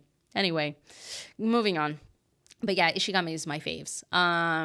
Ishigami's inner monologues be having me dying of laughter. Yes, Aaron, 100% agree. I mean, all of their monologues are amazing. Chris says the awkwardness, the weird, the teenage angst, love it, grow with them. You know what? They do teenage angst super well in Kaguya. Because I will say that was one of the biggest drawing factors, aside from the comedy, is the fact that they are so like teenage angsty and they panic over the smallest stuff. And I'm like, this is so real. Like, how many of you were in high school, like, worrying about the smallest shit? And now that you're like a lot older now, you got to have those moments where you just think back and you're like, yo, I did some weird shit back in high school, or I worried about the weirdest stuff before. Like, why did I even? Why was this even a concern? Anyway, cool. Next one, which I'm also sad no one mentioned, was Kami-sama Kiss. Kami-sama Kiss is so fucking good. Like, it is definitely one of my favorites. Monkey D. Jiraiya, I need you to drop this list. I will. Don't worry. I'll send it. If you want it, just let me know. I will drop the list. I'll download this if necessary and drop it. And then I'll also give you the full extent. Don't worry. I got you guys. I wouldn't put you on without, actually providing. That would be, like, irresponsible of me. Irresponsible is the phrase. But anyway, Aaron, Mel, Fujiwara is the one that be having me cracking up the most. Yes, Fujiwara is she has to be one of my favorite female characters of all time. Just because she is so funny. And I'm not going to lie, there are moments that I totally identify with Fujiwara because she's like so outrageous and she's so like crazy. And I have to say that sometimes I'm like that at home. You see me really mellow. I'm mostly mellow in all my videos. But if you catch me in a good moment, I'm usually that person running around the house with headphones on, just acting absolutely crazy. And yeah, you wouldn't want to live with me. I have a bag of different personalities. Anyway, moving on. All right, but yes, Kami-sama Kiss. So Kami-sama Kiss, if you haven't heard of Kami-sama Kiss is about this girl who also becomes homeless. Was there something going on in the juice, like in early 2000s, late 90s, where they were like, yo, we're going to make a bunch of high school girls like Toru and Nanami, yes, that's her name, Nanami, homeless, so that some mystical hybrid creature will pick them up. Because like in Fruits Baskets, it's a bunch of guys living in a house that can turn into the 12 zodiacs. And then with this one, it's a fox, like a fox spirit that has been living for centuries, and she becomes like the new god of his temple. And so now he kind of needs to like follow her around because the temple that he was kind of at, his master left it after being there for centuries, and he was kind of like on his own, I think for like a decade. I don't know. It's been some outrageous amount of time. So he was kind of just lounging around, missing his master, all this crazy shit. And Nanami becomes the new head of the temple. And she's trying to learn how to be a god, essentially. Like, she's the god of the temple now. And she's trying to learn how to be a god, but also be a high schooler. So Tomoe, thank you, Nina. And yes, I agree with you 100%. He belongs on the list, Nina. I'm sure he's on your list. He's on my list too. And like, I thought about it doing like a husbando and waifu, because you know there's some out there that I love list on this, but maybe if there's time, that could be a part 2 for next weekend. Just saying. Anyway, yes, Tomoe is something else, but yeah, like, I don't know what was going on in the juice back then. And I just want to say that it's very fascinating how she suddenly becomes the god of the temple. All these different spirits, like crow spirits, fox spirits, like snake spirits, fall in love with her. It's very good, though. Like, I love the story. I love the story because it ends up being so romantically deep. Like, I'm talking about transcendent love. Over time. So if you watch this, I highly suggest you watch it. And I highly suggest you look for the OVAs, because the OVAs are nowhere on streaming services. Like, you can't find it on Crunchyroll. You can't find it on Hulu. You can't find it anywhere. You have to watch the OVAs because the regular anime does not show you how it ends. And you need to see how it ends, because once you see how it ends, it's going to make you melt. It is absolutely going to make you melt. Like, your heart's going to melt. Your eyes are going to melt. It's really good. That's all I'm going to say about Kami-sama Kiss. But to Nina's point, if you're looking for a new husbando, Tomoe is that one. Chef's kiss. That one was a nice character design. Anyway, all right, moving on. This one I also don't know, but I'm going to catch up on the chat real quick. Chris, by the way, I'm not going to read that, but it's cool. Look, we're all busy because I didn't get to join their live yesterday. I watched it this morning, but I didn't get to join their live yesterday. It was really good, though. I just got to say, Aaron, you're in the chat. I enjoyed some of the antics you guys put on yesterday. It was lots of fun. Fujiwara up there with Kazuma with the funniest characters. Are you talking about Kazuma from Konosuba? I feel like I need to do like a comedy one, but there's not like a lot of great comedy ones. Like, my top comedies, I'm going to diverge really quick. My top comedies are definitely Konosuba, Kaguya-sama, along with the romance. If you've seen my video on life lessons of Uramichi Onisan, that one is hilarious. Like, where is it? I can't find the manga for it. I have the first volume for it. It is so good. I had to start reading the manga because they only have one season, and it made me so upset that they only have one season. And if you know, you know. Asobi, Asobase, I will never explain it to you. I'm just going to tell you to watch it, but I will never explain it to you. If you like gag anime, like slapstick anime, not super gaggy, but slapstick anime that's just really outrageous, Asobi, Asobase, I will never tell you anymore because I went into it blind and it was the best decision of my life. Anyway, moving on. Where's it at? Where are we at? This one is Kimagure Orange Road. I haven't seen this. And this is a great time for me to check pulse with you guys, because if I haven't seen it, I'm curious if y'all have seen it, because I have not. And it seems like you haven't as well. See, I feel like we're in the same boat about a lot of stuff. Like this one, have not seen. I have seen parts of this, but we're going to get to that. I also haven't seen that. I haven't seen this. But I do have fun facts about it when I was doing my research on it, because I was like, yo, what? I can't believe it. But we'll get to that. I haven't seen that. This one is a low-key favorite. We're going to talk about that one, though. Please Make It Stop is really interesting. Wow. Holy crap. All right. You know, I'm going to circle around to this. I'm curious. Y'all better explain yourselves, because I'm explaining myself up here, so I'm very curious what y'all got to say about your choices. Anyway. All right, moving on. Yeah. So this one's actually kind of funny. It's a funny story. Very funny story. Let me catch up on the chat. Might be one wild one. Prison School, funny for me. I've seen Prison School. It is funny. I'm not gonna say anything else though. My husband suggested I watched it when we were still dating. Like we were just girlfriend and boyfriend at that time. It was a few years ago, a lot of years ago. I want to say like in 2018 or something like that. I watched it. It's really funny. But I'm gonna move on. I'm gonna move on. But I have seen it.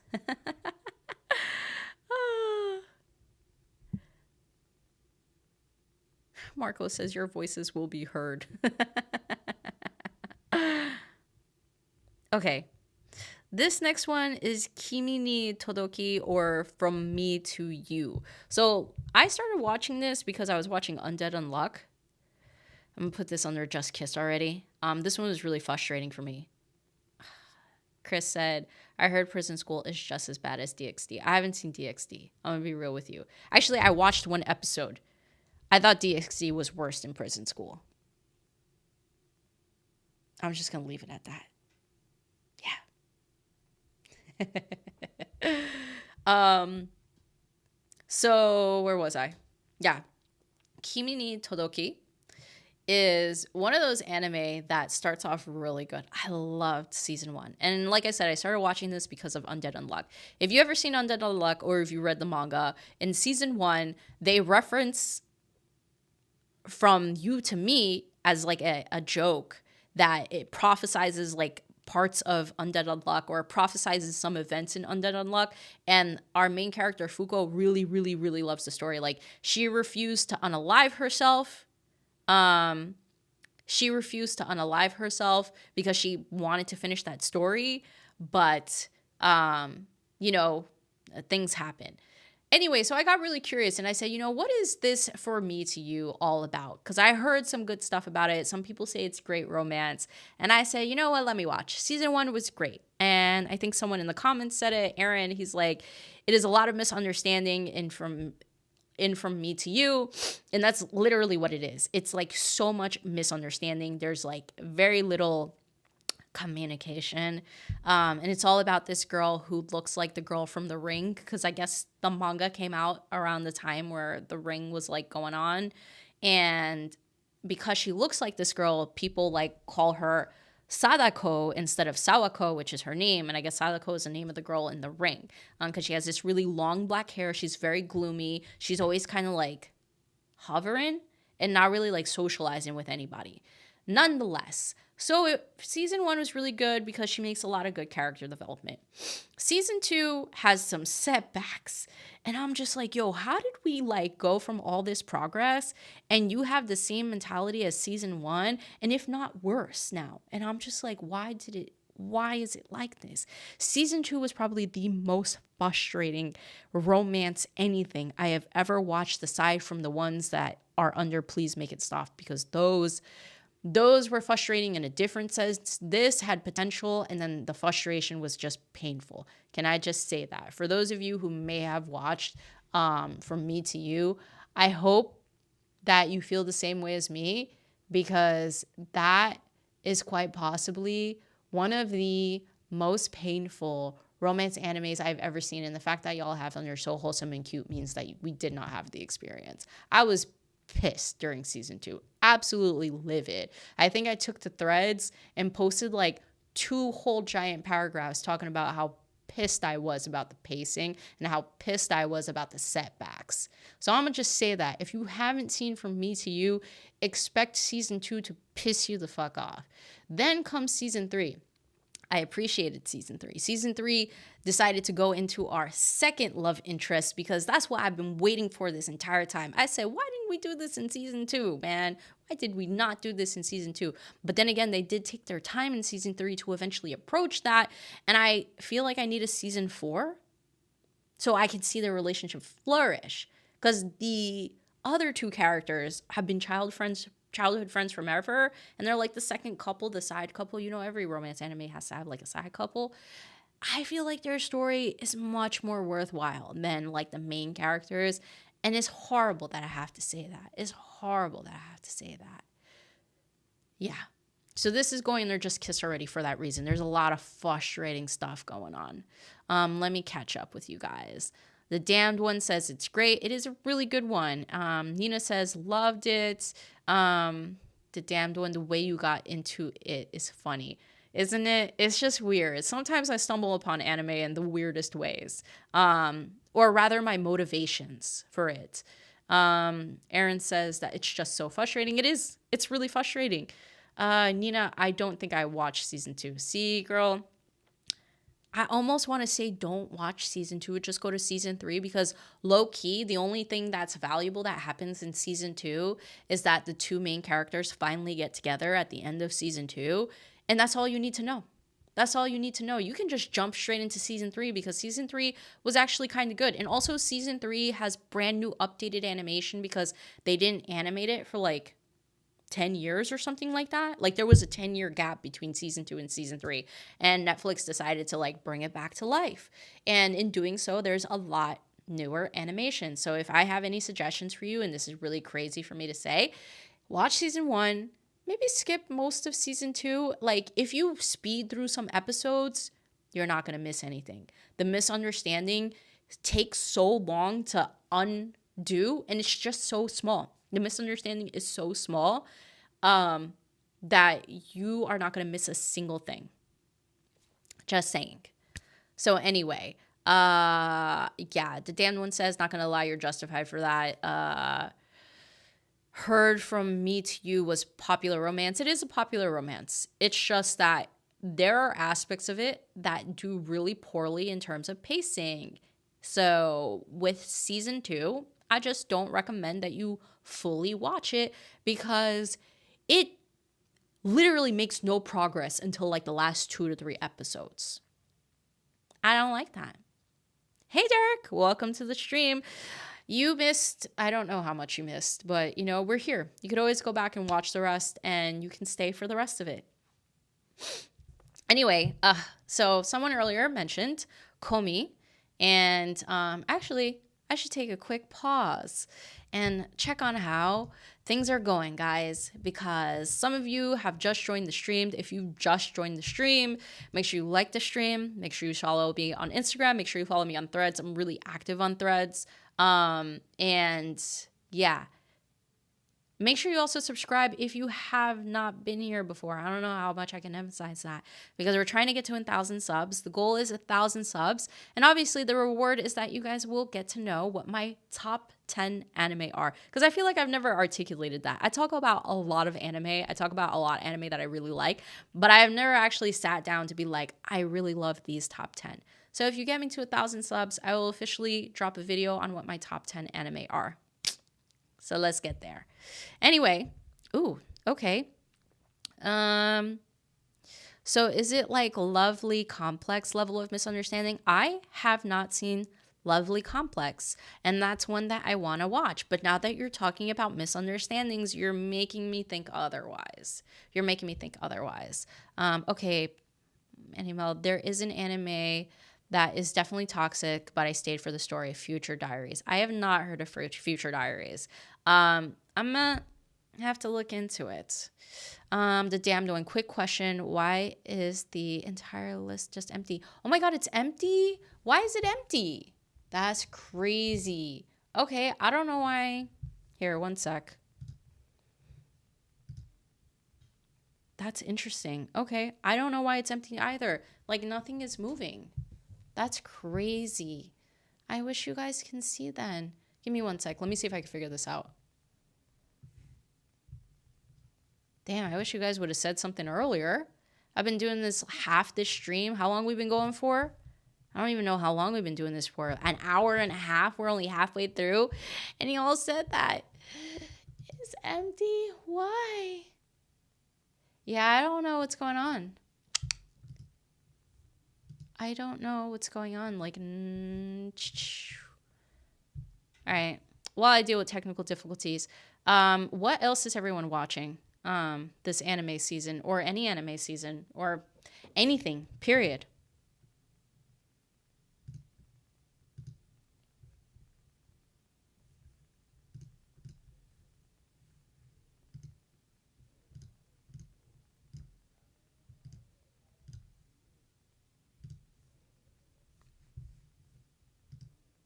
There it is. Cool. Fixed it. Awesome. You guys see it now? Let me know. Yeah, right? The damned one. Nobody mentioned it yet. Unless I missed the comment, no one mentioned it, but I fixed it. So do you see it now? Just let me know. Okay, going back in the comments. Going back in the comments as I fix that. Lovely complex is like that. Is really like that? That's crazy. I don't know. Future diaries. Toxic but great. All right, I'll try it. Rocks. Why would you do that to Mel? Is it that bad? Is it that kind of toxic, fam? Okay. You know what? Anything that you guys are suggesting, I'm gonna do my due diligence like I do with everything. I'll let you know what I end up watching that's not here or that you've mentioned. So just remind me maybe. If y'all down for that, all that toxicity, then yes. If not, then why would y'all do that? The Virgin, Mel, you gotta watch Lovely Complex. It's similar to Dangers in My Heart. Dangers in My Heart is also on my watch list, which is, where is it? I'm gonna just plop that on there. I haven't seen it. I have not seen it. And I have not seen it because I didn't have a High Dive subscription and I just need to watch it. I just need to watch it, you know? So I'm gonna get back to that. Anyway, where are we? Komi Can to Communicate. So Komi Can Communicate got brought up earlier, way earlier in the stream. This one, I'm waiting for that season 2, man. I am really pissed that we don't have one yet. I love this. It is like so wholesome and cute and obviously has those good comedic moments. I definitely should add something in here for comedy. Because there's just so many good romances that have like really good comedic moments. It's that toxic? Jesus. Damn, that's crazy. All right. Yeah, let me get back to you on Future Diaries then. But anyway, Komi Can't Communicate. If you haven't seen Komi Can't Communicate, it's about this girl who's super duper shy and just doesn't talk much. I think that's literally like Komi Can't Communicate. But then she meets this guy who, like, you know, tries to help her out. He's like an average guy. That's how they kind of depict him, and helps her out in wanting to make 100 friends. It's such a fun show. I like, who is it? Najimi? Osane Najimi, which is really funny because apparently her name in Japanese means childhood friend, and she's like everyone's friend. It's like crazy. So I just need them to give me a second season. I don't know why we don't have one yet. Right, Rox? I said that. Where is that season 2? And this is one of those ones where I'm like, should I just read the manga? But then I read so many. Where do I find the time to read the manga? I can't read everything. That's the problem. Oh my God, I am seeing all of the comments regarding Future Diaries, and I am very concerned. I don't know if I should watch this anymore, you guys. I don't know if I should watch this. Trigger warnings. I mean, I've watched stuff that required trigger warnings, but now I'm real concerned. Anyway, damn. I'm gonna look it up, but I'm like very concerned. 100 Not. I know it's a shonen series, but I really like the romance in Undead Unluck. Hey, look, 100. I think you could be shonen, you could be shoujo, you can be seinen, you could be like josei, and it could be a romance. I don't think it really necessarily matters. And I have read and seen Undead Unluck. The romance is nice. It starts off a little rough, but it gradually gets better. And I thought the ending was really cute and sweet. Like, it was very on brand for Undead Unluck. And I will just say that so I don't spoil it for anybody else.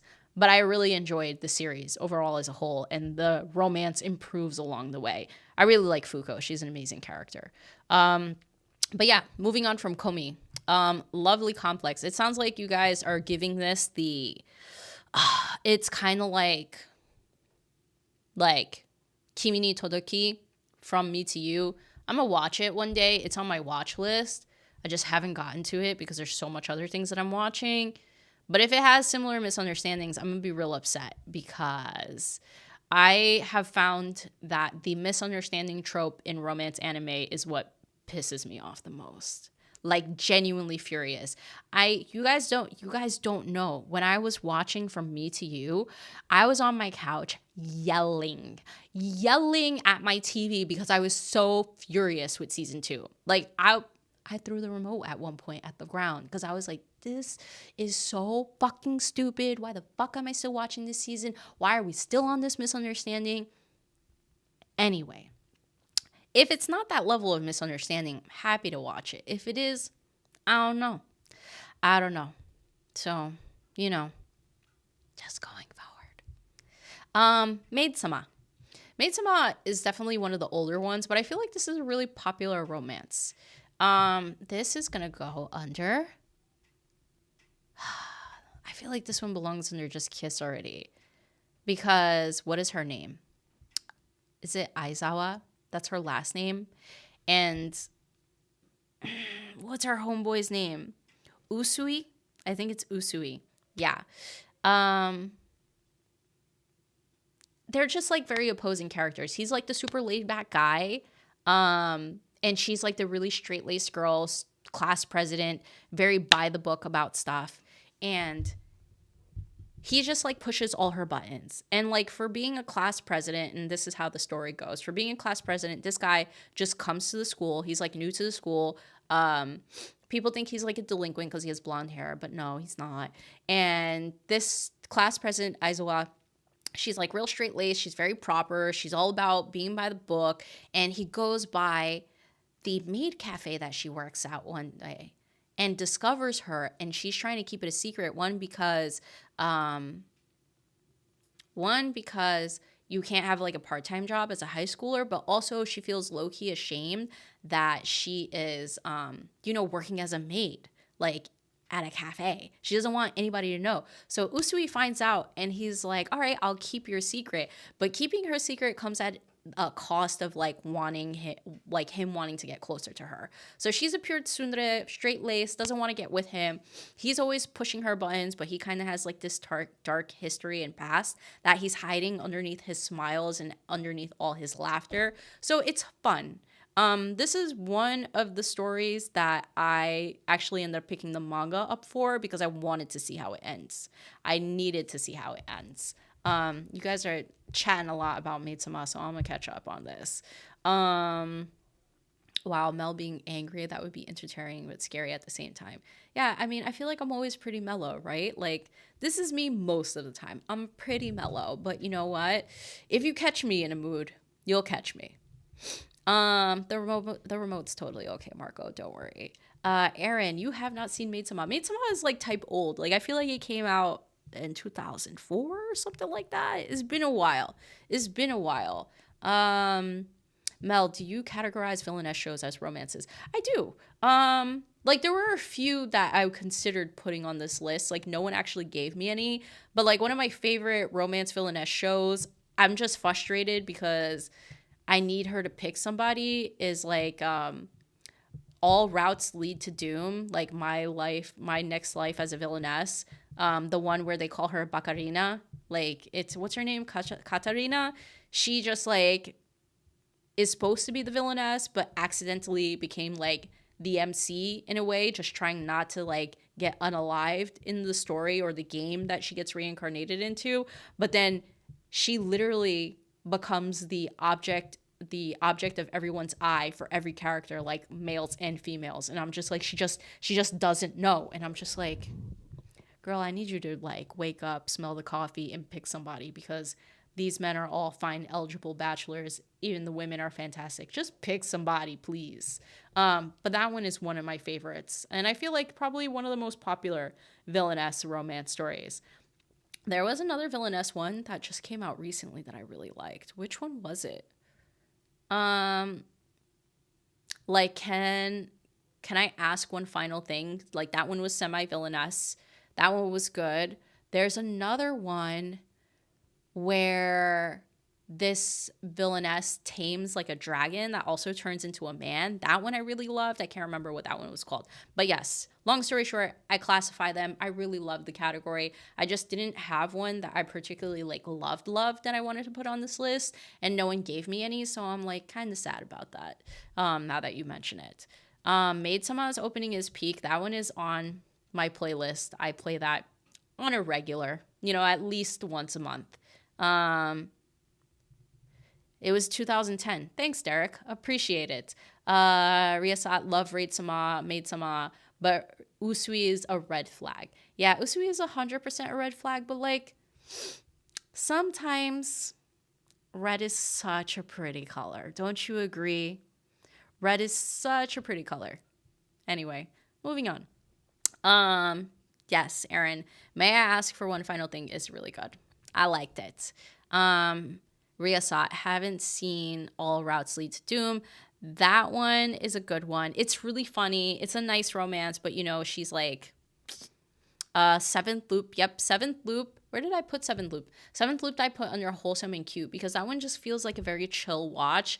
I liked her character and just like the cute dynamic that they eventually build, although really reluctant.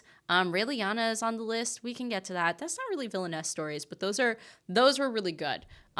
This one I'm also not familiar with. I haven't seen. But I'm gonna give you a name for it. Fun, interesting thing, and maybe the person who's here, Nina says red is one of my favorite colors.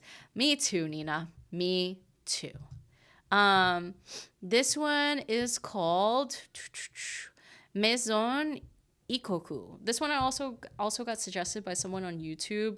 I have not seen this, but I get the impression that this is created, and I think it is, by the same person who created Inuyasha, that created Ranma, who's on this list, that created what was the other one? There's another one that's also a romance one.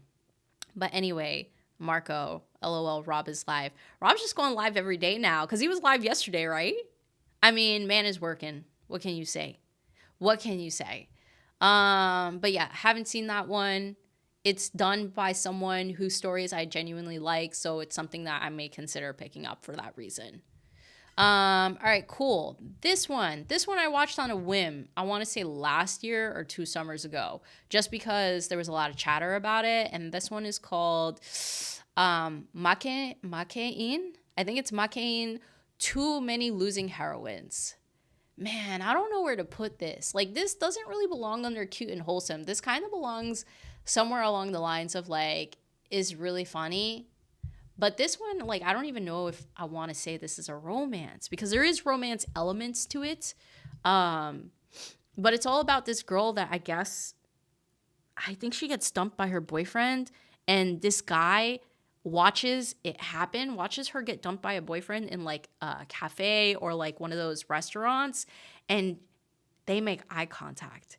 And he wants like absolutely nothing to do with this. He wants to pretend that he never saw it.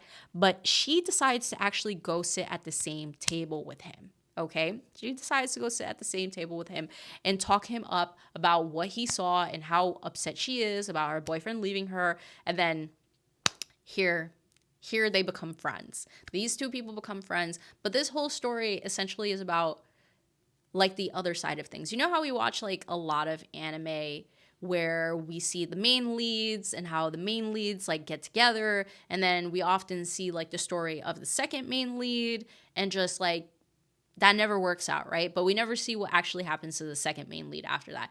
I low-key want to say Makein is like the story of the second leads, like all the second female leads and what happens to them and the fallout. This low-key might be that, like the girl that had a crush on that guy but he didn't pick her. That's low-key what like Makein gives.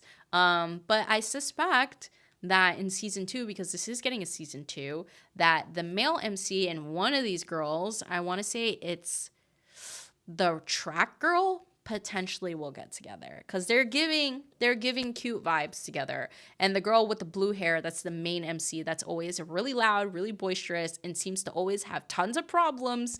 But it's really funny.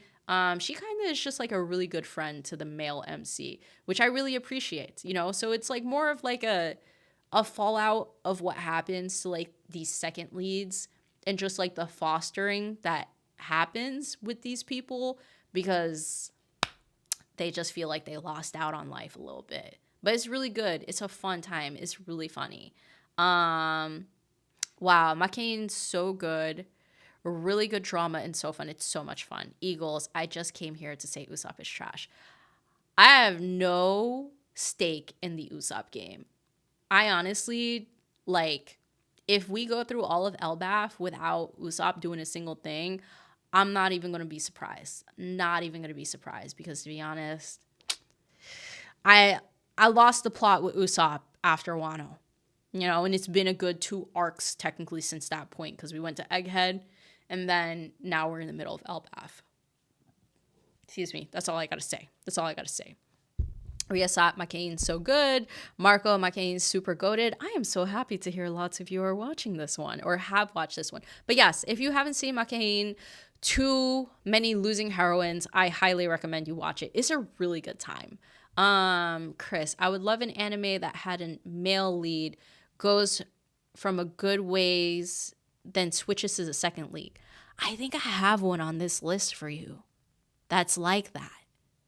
I'm going to just jump to it. Because low-key, I think Nisekoi is that story. Nisekoi is a little bit interesting, though. I definitely watched this, like, way, way long ago. Because I think this came out in, like, 2014. Like, don't quote me on it. A lot of these, the time on this is, like, you know, I need work on my timeline. But Nisekoi is one of those ones where the guy, the male MC, like, he makes a promise to a girl when he's really young about how they will get married in the future. And this girl apparently has this key, like a lock or something like that, right? To like a box or some shit. The Virgin says, yeah, Makane won Best Slice of Life at the Crunchyroll Awards. Oh, really? Awesome. I mean, I low-key don't pay attention to Crunchyrolls as much anymore. Just because, you know, questionable stuff. Like what's the word here? Like, you know, Solo Leveling winning Anime of the Year. So I'm gonna just leave it at that. Anyway, Nisekoi. Nisekoi is kind of like that because there's this girl who's like he has this promise with, but he can't remember who this girl is. 100. I will share a screenshot. I'll post it on YouTube. I'll post it on Threads because I know you're coming from Threads. That way it's eternalized somewhere. Don't worry about it. I got you. But yes, that is Nisekoi. But the problem is that he grows up. He doesn't remember who this girl is. And it's kind of like indicated or implied that more than one of these girls that you see in this snapshot is that childhood friend. So he goes on liking this one girl. And this one girl is supposed to be thought to be like this girl that he made the promise with, but he's not sure. And then there's this girl that moves into the class, Erin. Yeah, I'm talking about the brown-head girl. I'm trying not to indicate for people who have not seen Nisekoi. But yeah, Nisekoi kind of starts off like that, though. He's really into one girl. Then he has like this, you know, opposites attract relationship with the blonde girl. But he's so fixated on this promise that he made with this girl that when he was younger. By the time, and yes, this one I also went on to read the manga because I needed to know how it ended. There was a point in life where I had enough free time to be like, I need to know how this ends. I gotta read it. And then I ran out of time like that. I no longer have time like that. So I don't know how a lot of shit ends today, unfortunately. Yeah. But yes, Chris, you mentioned something about like going from one lead to another lead. This is kind of that show a little bit. I think that's the closest thing that I've ever watched where he's all about one girl to start. And then he's all about this idea of a girl that he wants to be with. And then his choice was interesting. That's all I'm going to say. I won't say anything else because I don't want to spoil anything. His choice was interesting based on his like thought process. Let's just say that. Monthly Girls Nozaki-kun. That is one that I'm going to read. It's not a matter of like, it's a matter of when, not if. It's a matter of when. Because this one, like, this one's cute and wholesome. But like I said, I think I really should have created a category for... what's it called? and I'm going to check in with you guys. I really needed to create a category for comedy because this one is just like so hilarious. And where did you guys end up putting that one?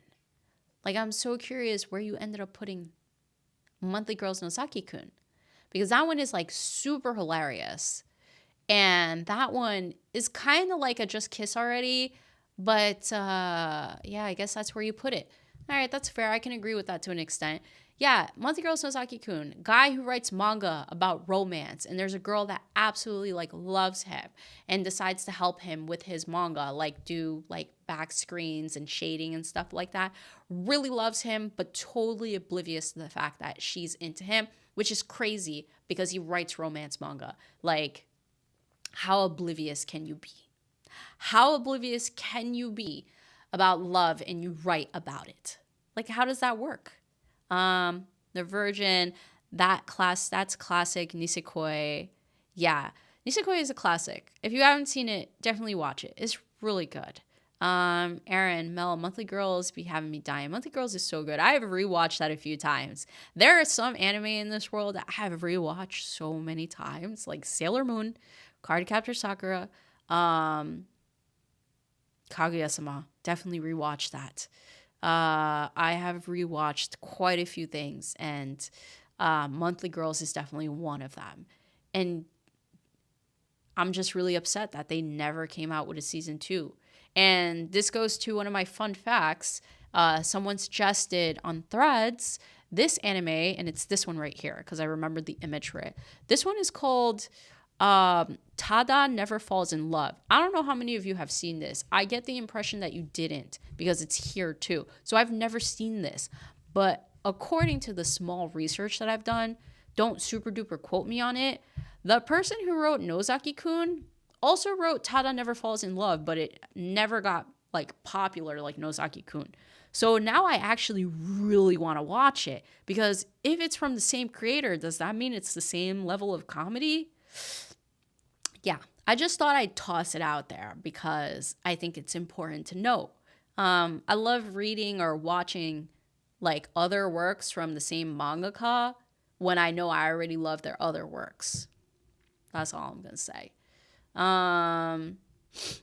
Okay, next one.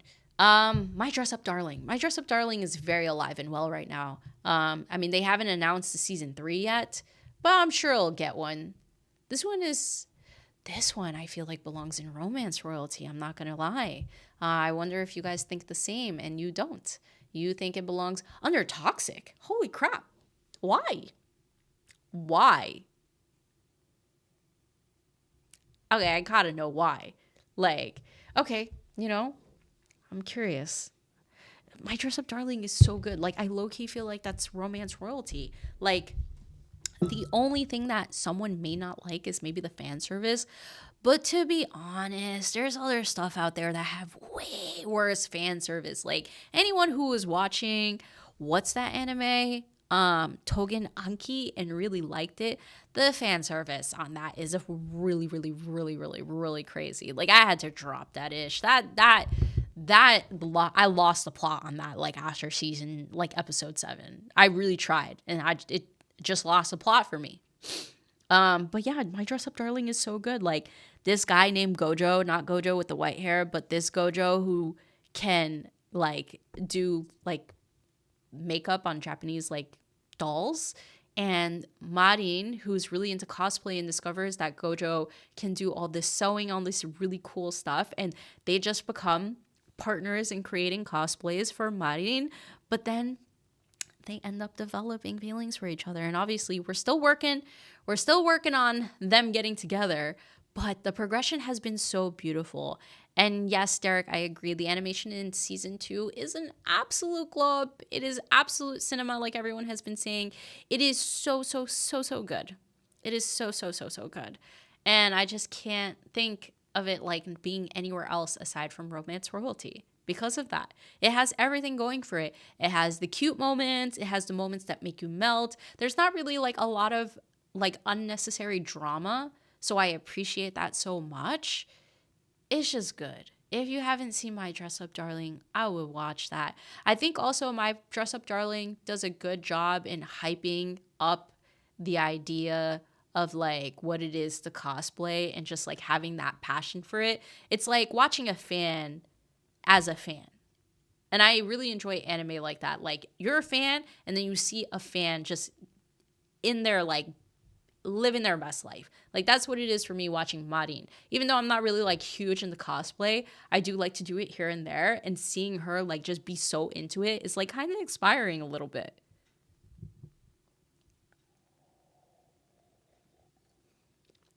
So yeah, that's how I feel about my dress up darling. Virgin. Togen Anki had potential, dropped it after season 3, had girl knocked out. Yeah, I didn't like it. I really did not like Token Anki. I really tried. All right, this one, I don't know if it's going to be controversial or anything like that, but I will just say that I need it to stop. I actually need my happy marriage to stop. I thought season 1 was good. Season 2 was a little bit difficult because it felt like we were not making progress. It felt like we were getting the same rehashed problem. And I think someone echoed a similar thought to me where it just feels like Mio is just constantly the victim. Like the victim always, always. Like she's always being bullied. And it just doesn't feel like their relationship is making strides. Like this kind of belongs between Just Kiss Already and Please Make It Stop for me. Like it could go in both buckets because I'm just like, where are we going? Nina, I only liked season 1 of My Happy Marriage, right? Season 2 was really rough. Like I thought it was just me. Some people were like loving season 2. I like the action more in season 2. I will say that. The season 2 action is what was giving me life and the only thing that was keeping me going. And obviously, his name is Kyo. Is it Kyo? Yo, what? What is his name? Like, Kyoka. I think his name is Kyoka. I am living for Kyoka. He is another husbando. So I go back to Happy Marriage for him. No one else. For him. Nina, yeah, Mio was just getting annoying and tiring as a character. Yeah, her character she has no development. Like she has all this endless like sorrow, but no progression. Like they gave her better handle over her abilities, but that's not character development. That's just like, okay, she has a better handle on her abilities, but like what are we going to do with that like as a person? She hasn't gotten more confident. She doesn't seem to like be getting the fact that like she doesn't need to feel like this all the time. And I get it that she's been through a lot of trauma overall, just like all the years of abuse. And I try to continue to keep that in mind as I continue to watch it, trying to be a little bit realistic in that aspect. But it's so hard watching it, and it just feels like the plot is not plotting, you know? It's just not plotting. Chris says, thank you, Mel. I want to like My Happy Marriage, but it just feels like super forced. Yeah, it felt super forced. And that's kind of why I don't think I'll be coming back for season 3, because I think it did say that I was getting a season 3. Riasat, love Happy Marriage. Like I can see why people like Happy Marriage. It has some good things going for it. Marco, I dropped My Happy Marriage because it was not happy. It was not happy at all. Oh my God. Thank you. Thank you. Like I think that is the funniest thing that I've seen somebody else say. It's like My Happy Marriage. It is not happy in any shape or form. So like, what are we doing? What are we doing? So yeah, that's all I got to say. Yeah, I needed character development from her to keep watching. I agree. I'm going to just say this. I will no longer be watching My Happy Marriage going into season 3. I think I put in enough work with season 1 and season 2. And Chris, I agree. There's only so much of damsel distress I can handle. I think I am in absolute agreement with like both Chris and Nina here. I just can't watch it anymore. It just doesn't work for me. My Love Story. This is another one I haven't watched, and I'm just gonna be honest. I just haven't had the time. It's also on my watch list. I promise I'll get around to it. Derek, unrelated, but will you continue your IG stories on JJK? I will. I just haven't had the time. I was gonna do it today, And then, I was prepping for the live, so I didn't. But I will be getting back to those. So don't worry. I'll be back. Maybe tomorrow. No promises, though. No promises. But yeah, My Love Story. I will be watching that. Maybe I'll watch it next month. Because I'm trying to do this thing where I watch a ton of seasonal anime and then I pick one anime off my watch list and try to just binge it so that I can knock it out, especially with the short ones. And this one is a short one from what I understand. It's not that long, so I should be able to do it. The current anime that I'm doing that for is Ranking of Kings, and I'm loving the crap out of that. That one was on my watch list for a while, so I'm happy that I'm currently binging that, but it had to take a bit of a backseat because I'm watching like 15 anime this season. I am trying really hard to make sure that I don't do that in the spring, but it's not looking very good. Anyway, going forward, here we go. My Love Story with Yamada-kun on level 999. This one's interesting because it's like Homegirl is a bit of a mess, but it's actually really cute. It's a really cute story. Marco, I don't know if they could swing an anime for a childhood friend complex just because of all of the like extra stuff. You know what I'm saying? I'm so glad you guys also love Ranking of Kings. It's so good. It's so good. I mean, I've heard such great stuff about it. I'm sure it's won awards, so don't get me wrong.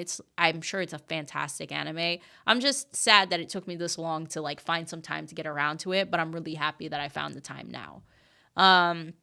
But yes, I love My Love Story with Yamada-kun at level 999. This was one of those ones that I also was like, I need to know what happens next because they didn't announce a season 1, and it's been, like 4 years since the first season came out?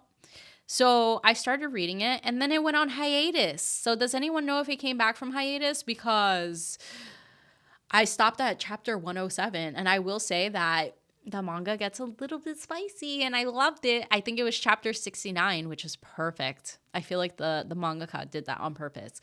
Chapter 69 got a little spicy, and I was like, ooh, Yamada, I didn't think you had it in you. Gamer boy got game. So, yeah, I mean, if you haven't seen it, it's all about this girl. I feel like her name is Akane. Can't remember. And her gamer boyfriend leaves her for another girl. But she does the most to get into this game that he likes and ends up accidentally meeting this famous gamer guy, Yamada, like in like this like meetup thing. And, tries to pretend that he is her boyfriend when she stumbles upon her ex. They become friends. It's really cute. And then I guess he kind of develops feelings for her and vice versa. It's a nice story. I like it. It's a little bit wholesome and cute. But if you read the manga, there's some spiciness. Yeah, Nina, I definitely think it was planned. It was 100% planned. Yeah, Marco, you should read the manga. 100 said at least it wasn't 6-7. I mean, this was definitely before the era of 6-7. So maybe if it was after, they would have done it. But I love that they made it chapter 69. So this one, I have not seen it. And I have not seen it again because I heard, while a very good story, it's incomplete and there's a lot of toxicity. There are very few stories that I will read and watch because of like heavy levels of toxicity, but I heard it's really good, so I'm gonna make my way around to it. And like, I'm gonna check to see what y'all said about Nana, because I feel like Nana gets so much praise. But some of you said, please make it stop. So I'm curious. Okay, so Aaron, you agree. It's also very toxic. Because that's the gist that I get from everybody. It's extremely toxic. And I'm going to tell you something. I don't really like toxic stuff. There's one thing in this world that I love that's so toxic. But I think its whole brand is toxic, is Yakuza Fiance. And I feel like that's one of the few ones that I'm going to throw right here since I just mentioned it, but I'll come back to it later. I'm going to talk about it now. Yakuza Fiance. Only thing that I've ever read or watched, and I was like, you know what? I'm locked in. This is so toxic. But Nana, I heard, is really toxic, and I just don't know if it's for me for that reason.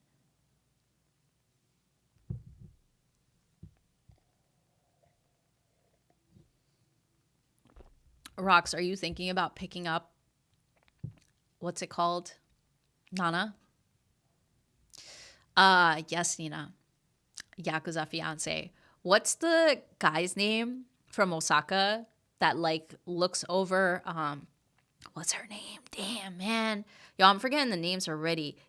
Yes, the man. Can I just say that I'm really sad that the anime didn't animate them as fine as they are in the manga? Cause hold on, I just need to pause real quick. Cause the art of the men, like just look at this right here. Do you see Shoma? Do you see how fine he looks? Like art style wise, like they didn't make him as fine in the anime that they made him in the manga. Same with Homegirl. What's her name again? Yoshino? Anyway, she's like super fine too. Yeah, they're a little bit young, so I'm gonna tailor it back a little bit. But Shoma is like 20 something, so he's all game. He's fine.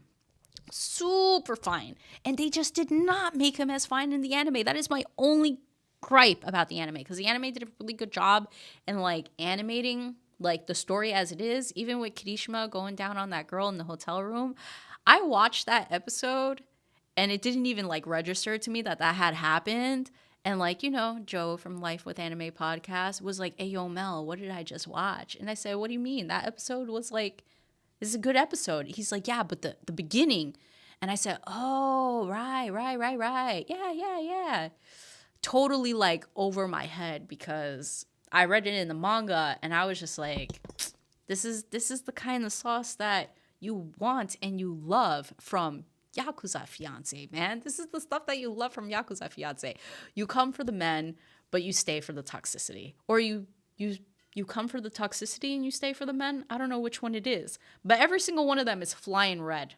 Every single one is flying red. This is one of those anime where it's like red is absolutely your favorite color, and red is the only color. Red is the only color for this. So yeah. I just had to get that out there. And yes, Aaron, it hurts so much that the manga is on hiatus. I check at least once a month every single Reddit forum for Yakuza Fiance, and I scour the internet looking for new news on the mangaka, because I heard they went on hiatus first for health reasons, then they went on hiatus because they were upset about all the scans they were having. There are a lot of rumors as to why they went on hiatus, but all I know is that I will give over every dollar and every cent just to bring them back, because that very last chapter that came out for Yakuza Fiance was the pinnacle of absolute diabolical cliffhanger. It should be illegal for you to stop a series at that point, just right when things were about to get real saucy between Kirishima and Yoshino. Yeah.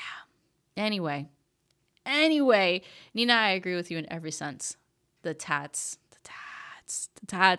they look so good in the like art, like manga art wise. Very, very good. Very, very good. Rocks, Melon, Nina, he fine, but he could be finer. But like, seriously, you don't. If you see the manga art, like I tried to just show you, if you see the manga art, you will understand that the anime low-key did like some injustice on some of the characters. I will say Shoma namely, because his eye shape is just really funky. I don't love it. He's just really fine in the manga. You don't understand. Anyway, that's another soapbox that I can be on forever. Uran High School Host Club. This one's another classic. Where does this one even go? Would you put this one under just Kiss already, or Toxic and Locked In, because all of the characters are just kind of crazy? Because all the characters in Uran is kind of crazy. I'm going to put just Kiss already. Because, like, I mean, the whole song, Kiss, Kiss, Fall in Love, just makes me think of that, too. Yeah, if you haven't seen Uran High School, it's all about this girl who kind of looks very androgynous. And yes, I would love an Uran return Ryasat. That would be amazing. Like, all this other anime that are, like, getting reboots and stuff like that. Like, where's my Uran? Like, you announced Yona of the Dawn, which I'm so glad for. But where is my Uran? Like, they came out with Hanakimi. And you know what? I'm going to be really frank with you real quick. Hanakimi is currently airing right now. I read the manga for that. My friend let me borrow it, and I really enjoyed the manga. But I am not enjoying the anime. I am absolutely not enjoying the anime. And I don't know if it's because I read the manga like a few years ago and maybe I was in a different mental space, but like I don't like the story anymore. And I don't know what it is. So I'm a little bit concerned that if Uran gets a reboot, that I might not re-love it. Like, I loved it for what it was then, and I loved it for when I see it as it is, but I don't know if I'd love it if they reanimated it and rebooted it. So I do get concerned about some of these reboots sometimes because they did this with Hanakimi. Hanakimi's not a reboot, but Hanakimi was first created like in the late 90s or no, the early 2000s and then ended in like 2014. But the whole point in the premise that I'm getting at is that I thought it was good manga wise. And I was like, I love this. And then I watched it and I said, wait, I actually don't love this. This isn't that great. Anyway, nonetheless, yeah. So we're on high school. Girl has an androgynous vibe, kind of passes off for a guy. She breaks something and they're like, all right, so in order for you to pay this off, you got to join the host club. That's how you can pay off your debt. And so some of the characters end up like falling in love with her. Actually, I don't think they know that she's a guy at some point in the beginning because it's been a while since I've seen this. Anyway, they eventually find out that she's a girl and things become weird and complicated, especially with Tamaki, who's our main character. Very vain guy, a little bit complex in some senses. I don't know if he's complex per se, but he's got some issues going on up there that he eventually figures out. This is one of the ones that I also went to go read the manga for because, you know, they never finished it. There are so many on this list that I went to go read the manga for because they never finished it. Nisekoi, Chihaya Furu. I actually started reading the manga for A Sign of Affection before it got animated. Very happy with the work. Also started reading Yakuza Fiance before it got animated. But, you know, I already gave you my spiel on the art of the anime versus the other one. Marco, the guitar riff is stuck in my head from Rurouni opening. That's such a random thing to have stuck in your head. Okay, interesting. But yeah, Uran. That's Uran. A lot of comedy, very funny. Some questionable moments, but it's good. It's like classic shoujo. This one is Psychic Princess. Psychic Princess is actually a donghua, so Chinese anime. I haven't seen this, but this was something that has been sitting on my watch list because I was looking for something that was similar to something. There was something I watched and I really loved it, and I was looking for something similar to it, and they suggested Psychic Princess. So maybe I'll watch it if I can get around to it. I haven't watched it, but I'm curious to know if any of you have watched it and what the consensus is. What is the consensus? And it seems like some of you have not watched it either. So we're in the same boat, everyone. So I guess we can move on from this one. Also, yeah, Haku. Hak is he is a lot, not just him, but the dragons too. A lot of the allure of Yona. But Yona's a really good story. Great female MC. Love it, love it, love it. We'll get to that. Actually, does Yona of the Dawn, that's a question I got for you guys. Does Yona of the Dawn belong in the romance category? I know there's elements of romance in it. That's what I really loved on the side. But there is like the action component and the fantasy component and the adventure component. Like, that's the biggest thing. So I'm curious what your thoughts are while I talk about quintessential quintuplets. Quintessential quintuplets. Damn. This one was not wholesome and cute in my perspective. This one low-key was a little bit toxic to me in my opinion. I'm curious if any of you thought the same or if it was just me. You know, you guys thought it was wholesome and cute because it was wholesome and cute at some points, but like, yeah, Ryasat, that's what I thought. See, I was forcing my hand on this one. I was definitely forcing my hand on Yona of the Dawn because it definitely is more of an adventure genre than it is a romance. But I was so excited about the fact that it's getting a season 2 and that like I finally get to see my faves again and to see like, you know, the Yona Hak story and how that potentially ends. Anyway, quintessential quintuplets, I low key feel like was a little bit toxic because it just felt like some of the girls were like playing with his mentality, and then him vice versa was playing this game. So I like there were components of it that I didn't like, but I watched it all the way through because I really needed to know who final girl was. Huh. Marco, they dropped the ball for quintuplets in the end. I did not like the explanation for who the final girl was. Did not like the explanation whatsoever. It was like in a movie style. So I waited for that to come out on Crunchyroll, and then I was like disappointed. Very disappointed. I won't say that like they dropped the ball on it, but I will say that I was disappointed and I didn't really like love the ending. Quintessential Quintuplets was fun to watch, but it low key was toxic just because the dynamic was just all weird. The dynamic was so weird between them all. Like him being the tutor, like them trying to like play to his like likings. What was the sister with like the short bobbed hair that like tried to pretend to be her other sisters? Like them pretending to be each other was also fucked up, and I was just like, what are they doing? Like this is so twisted. Like they're trying to test him to see if he knows who's who, and I'm just like, you know what?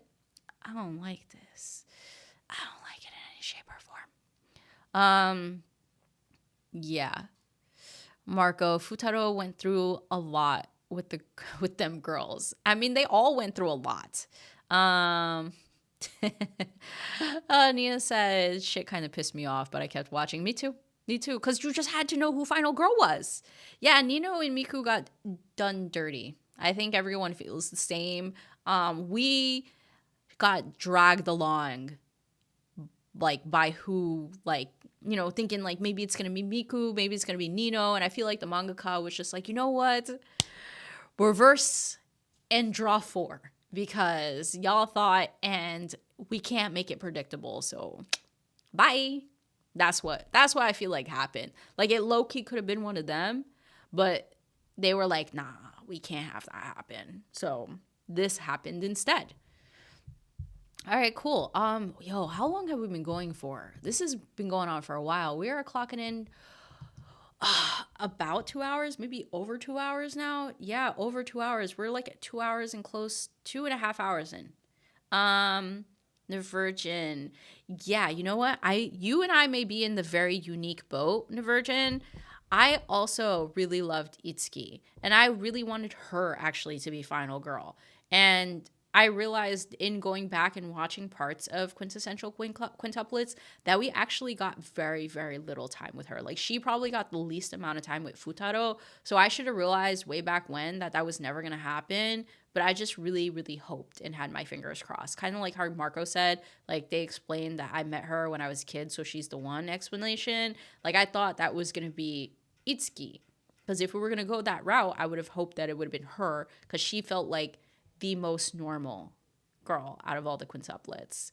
And yeah, I agree, Marco. Ichika was just doing the most. I was happy that she just like she wasn't final girl because she was doing too much in the beginning and I didn't like any of her behavior in any shape or form. So yeah, I think it definitely belongs in Toxic and Locked In because that's what it was. It was so toxic, but I would kept watching even though I shouldn't have. I definitely shouldn't have. All right, anyway. Yeah, guys, we're 2+ hours in. If you are just joining the stream, make sure you like. If you are new here, make sure to subscribe. But I feel like we're all friends here. But cool. Ranma one half. I have the newest picture of Ranma because I haven't seen the original Ranma. And I really like Ranma, but Ranma is definitely going under Just Kiss already because I feel like I'm playing this game of misunderstanding between Ranma and Akane. I think her name is also Akane. There's a lot of Akanes around here. And they clearly like each other. Like it's so clear. And she's making it so clear to Ranma. And Ranma I think he low-key knows, but he's just an airhead sometimes, and it's really annoying. And this is from the same creator of like Inuyasha. So, I could kind of see like some of the influences in both works. Like even some of the characters I see in Ranma, um, they look just like the characters in Inuyasha, and I'm just like, interesting. Interesting. Anyway, I think they didn't just kiss already. If you haven't seen Ranma one half, it's very comedic. It's very funny.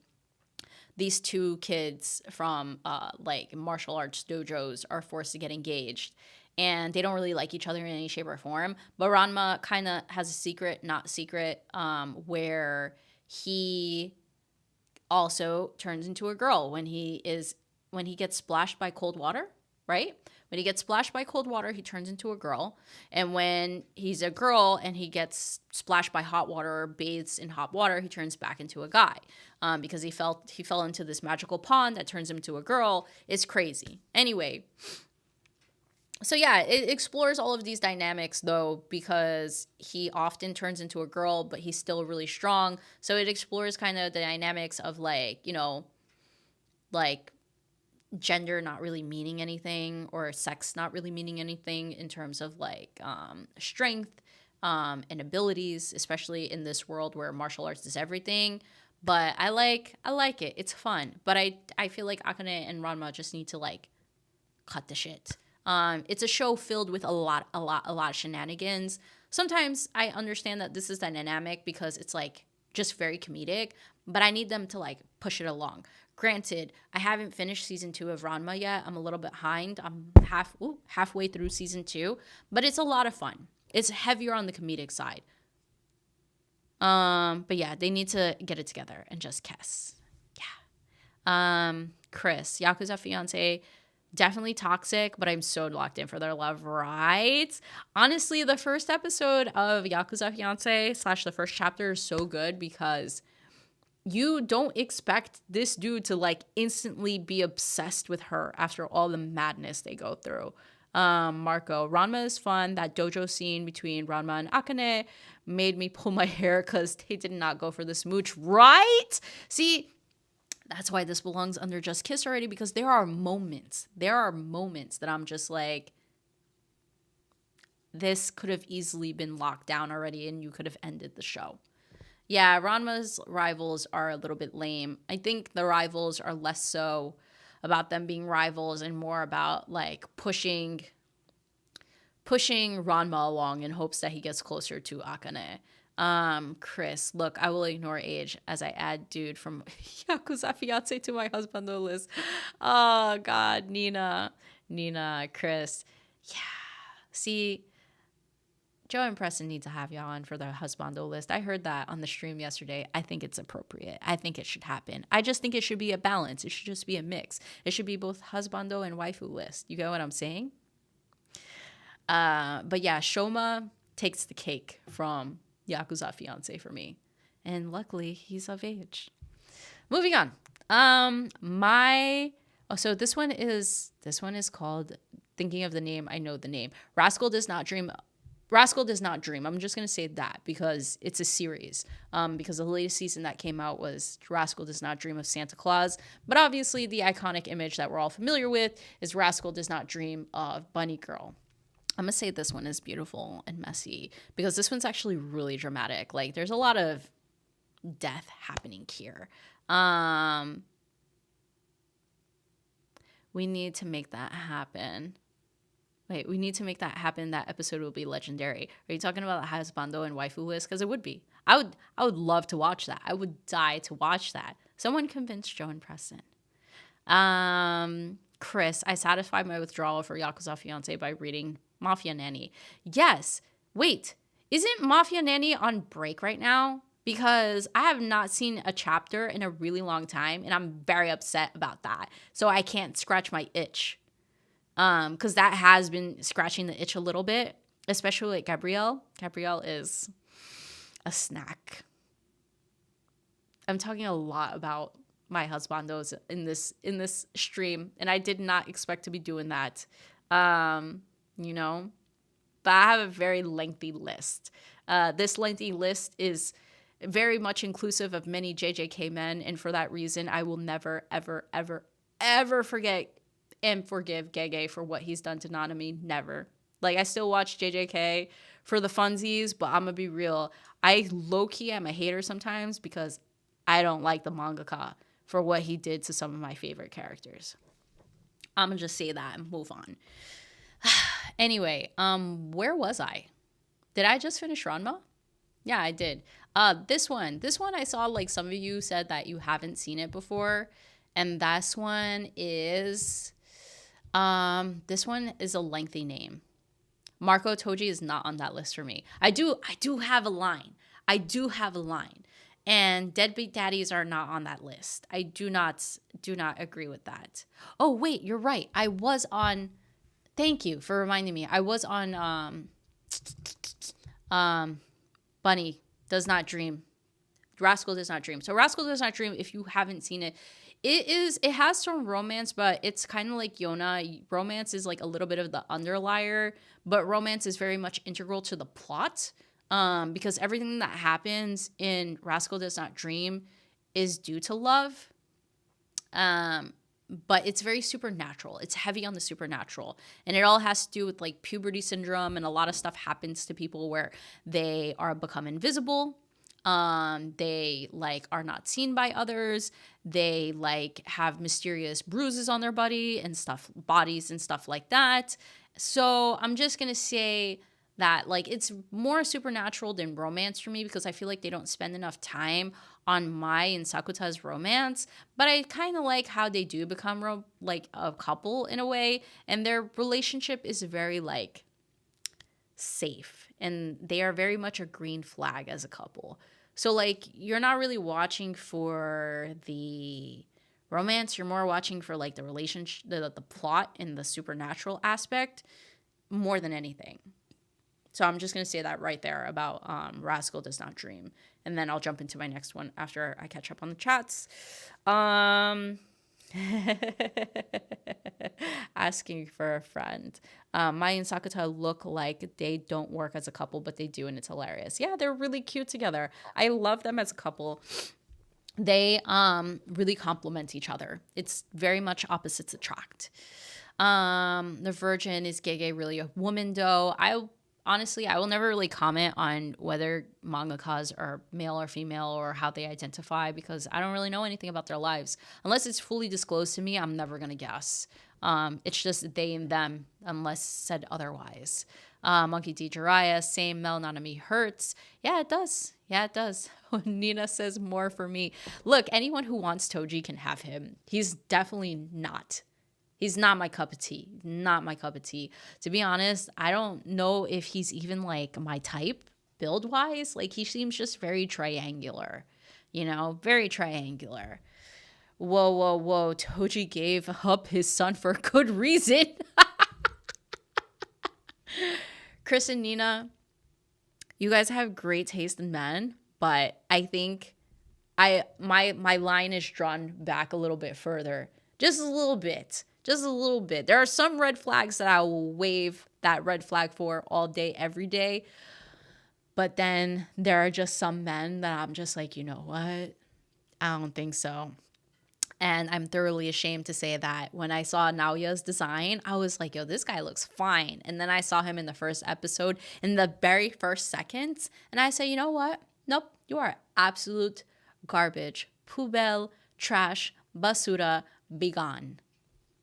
All right, moving on. So this next one is called Recovery of an MMO Junkie. Recovery of an MMO Junkie never got finished. This one's kind of sad because I don't know, and I can't really say, but this one is very much so cute and wholesome. Yeah, so cute and wholesome definitely is it. This one never got completed, and I don't know if it's because the manga got canceled. I don't know if it's because the mangaka just couldn't keep up. But I also don't know if it's because, other reasons that I will not mention because I'm not for 100% for sure. But this story, unfortunately, will never, ever be completed. But the story of my recovery of an MMO junkie is basically like this girl She's unemployed. I think she quit her job because she was not having it anymore. And she decides to be like a stay-at-home otaku to an extent, and she kind of just like plays games. She plays games as a male avatar and meets this female avatar in game, and they really really like they bond and they build like a really close relationship. Little does she know, even though she's a male avatar as a woman, the female avatar that she kind of builds a relationship with talks about like female stuff about like relationship stuff about is there's a guy behind that female avatar. So they're both people of the opposite sex playing as, you know, characters that are not who they identify as. And to be honest, it's just like really cute and wholesome because they both confide in each other. They both find solace in each other. She kind of finds comfort in this avatar. And then they eventually meet in person one day, and it is the most beautiful and cute thing ever. They needed to continue this because one, they're both people like in their 30s. Like, how many stories do you really find like this in anime? It's really hard, especially in the romance realm. So I'm really sad this never continued.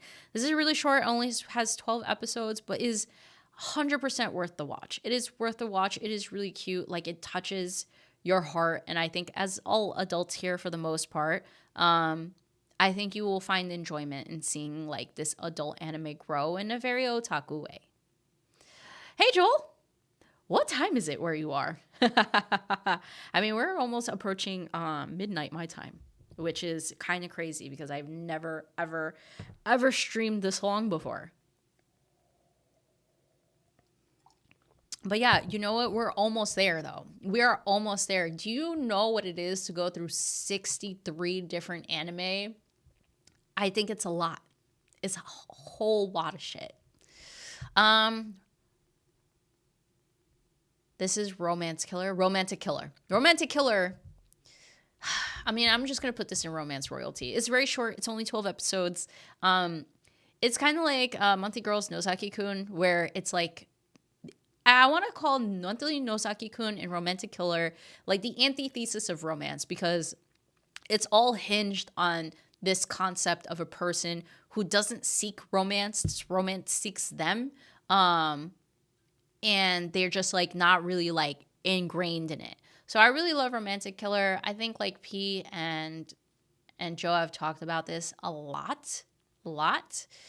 And it's really good one just because it's so short. It's a really good one because it does a really good job at diving into the characters in a meaningful way. And it's just sad that this will never, ever get a season 2 because season 1 is literally the whole story. Season 1 is literally the whole story. I've learned that with this mangaka because I've read 2 other works from this person. So I've now read 3 works because I read Romantic Killer to ensure that I wasn't tripping, that this was not the whole thing. I read 2 different works. This mangaka has a style where they like to write about a story. It's very, very short. It's like a snippet of such a life of this person, of a main character. And it always ends in a very ambiguous manner. Like it ends in a way that you could get more, but they choose not to give you more. So, yeah. I've noticed that this mangaka does this. It's not just Romantic Killer. They have 2 other works on Manga Plus app that got like 30 chapters or less, and then it was just done. Chris, I love you guys too. That's what I'm here for. I love this time with you all. It's like really fun. I enjoy myself every time. So much so that I always forget to drink the beverage that I have with me. I literally have 2 water bottles here. I haven't touched them since I started. But that's just because I can chat all day long. Chris, I am so sorry. I didn't mean to crush your dreams. But if you want to read it and relive it, you can. You totally can. Romantic Killer is that good. Neurovirgin, yeah, damn it. Joel, it's 5:36. That's crazy, man. You should go back to sleep. It's early for you. But I appreciate you coming and I appreciate you tuning in. If you are just tuning into the live, make sure you like the stream. If you are a new person here, make sure you subscribe. We're trying to get to 1,000 subs so that I can finally tell you all what my top 10 anime of all time are. But yeah, Romantic Killer is so much fun. It's really interesting. I really wish there was more, but it seems like this mangaka just has a style of like just keeping things short. All right, next one is Sasaki and Miyano. This one is another BL. I will say this is kind of wholesome. If you're looking to get into the BL genre, I feel like this is a good entry point. It's like really soft. So Sasaki and Miyano, they're like two high school guys. And like one of them is really into reading BL manga. He suggests like I can't even tell you like who's who exactly because it's been a while, but he suggests like, hey, if you want to get into manga, I have this. He gives them a like, one of his manga and it's a BL manga, and they end up building a relationship friendship wise over I guess their fondness over BL manga. So it's like a really cute story. It's pretty wholesome. It's like just a very good time. So I will say like if you've never been into BL, this is like a good entry point. I think it's like enjoyable for all. Like Nina says, it's good BL. Like cuz there's some crazy BL out there that I've seen that I would never put on this list. Like very questionable ones, especially like from years ago. There's been BL that have come out and that's what I thought, Nina. That's what I thought. I was like, Sasaki definitely is the black hair guy, but I can't confirm in my brain right now. Anyway, I appreciate you all for always like helping me out with names when they can't come to me in immediate moments. But anyway, it's real wholesome. It's real good. It is like just a very good entry point for you to like watch it. And it's like a smooth watch. It's an easy watch. So watch it if you've never watched BL before. Because I can't say that Given is a good entry point for BL. It's going to shock you. Rocks. This is a BL I enjoyed and I typically don't, right? See? Like that's what I mean. It's a great entry point. I think it's like worth a watch if you've never seen BL before. Next one. Shikamori is not a cutie, or not just a cutie. I think that's the name. This one is definitely another wholesome and cute one. This one isn't like monumental in my opinion. I watched this on a whim. It's really cute. It's about this girl that's just like a complete badass, like in the sense that she's good at everything she does. Like she's so good at everything. And she has a boyfriend, Izumi, and he's kind of like this shy boy, really loves his girlfriend. And he thinks that she's amazing, that she can do everything, but she has this side to her that she only shows her boyfriend, and it's like this really cute side, this very shy side, the side that she doesn't kind of show other people. And I think that's what kind of makes it a little bit cute, because you think that she's got it all, she's got it figured out, and she's got like no problems in life. But then the sides that she shows her boyfriend is like very different, and you realize like people who idolize her so much don't like humanize her. And I think that she just like, how do I say this? She's just like more than what she seems. And I think that's what makes it kind of cute. So it's just very cute. It's very wholesome. It's not like earth-shattering or groundbreaking. There's no drama to it. It's just like a very breezy, easy breezy watch. Like if you like something very smooth and cute like that. Going back, Nina said, the BL I've been seeing on my timeline has been pricked up. Okay. Chris, what are you asking about? What the name of it is again? Is it the BL that you're asking for? Sasaki and Miyano? Because that was the one I was just last on. And now we're on Shikamori. It's not just a cutie. Shikamori can be a little bit underrated, I guess you could say. I think it really depends on your preference. I love that Shikamori has a character that not only looks like Bakugo, but also has the same voice as him in English and Japanese. Really interesting. Huh. Okay. Nina, Shikamori is a female Chad and her boyfriend is like femme. Yeah, kinda. I guess you could say that. That's like the easiest way to explain it. Easiest way to explain it, Nina. All right. We're getting close. So, Skip and Loafer. Skip and Loafer is super duper wholesome and cute. This one, I think I might be pushing the envelope on this one because this one definitely leans more slice of life than it does. Here, I'll just write it for you.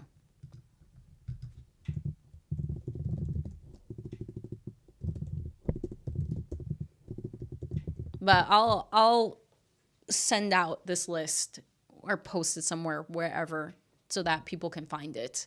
But yeah, Skip and Loafer, I want to say it leans more towards slice of life than romance, but I feel like it still has that underlier romance in it because it definitely focuses a little bit more on good night, Derek. Thanks for joining. I mean, even a few minutes of joining in means a lot to me. So have a good night.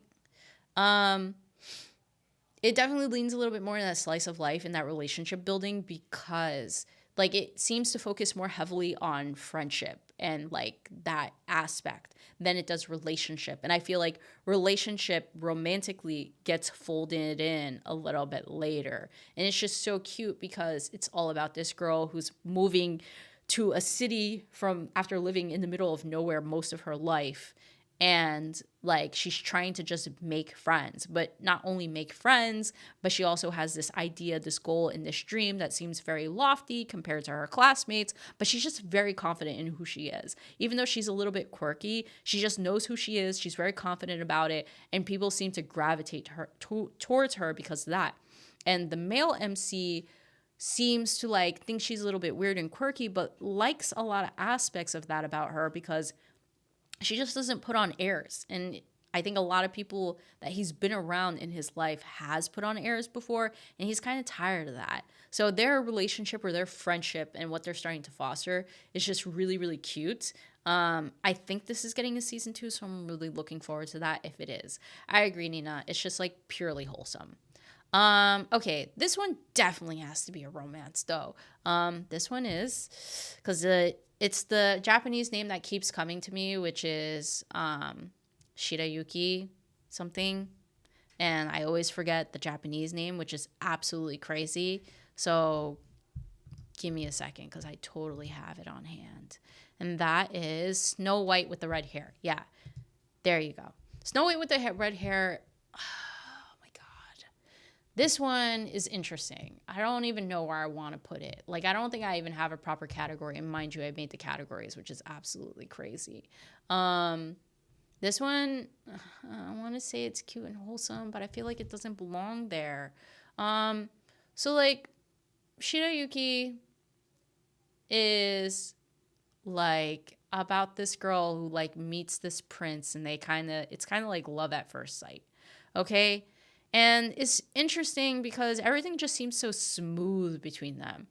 What I ended up liking more about this was her dynamic with the second male lead, which, to be honest, I'm still hoping for, but I know there's no hope.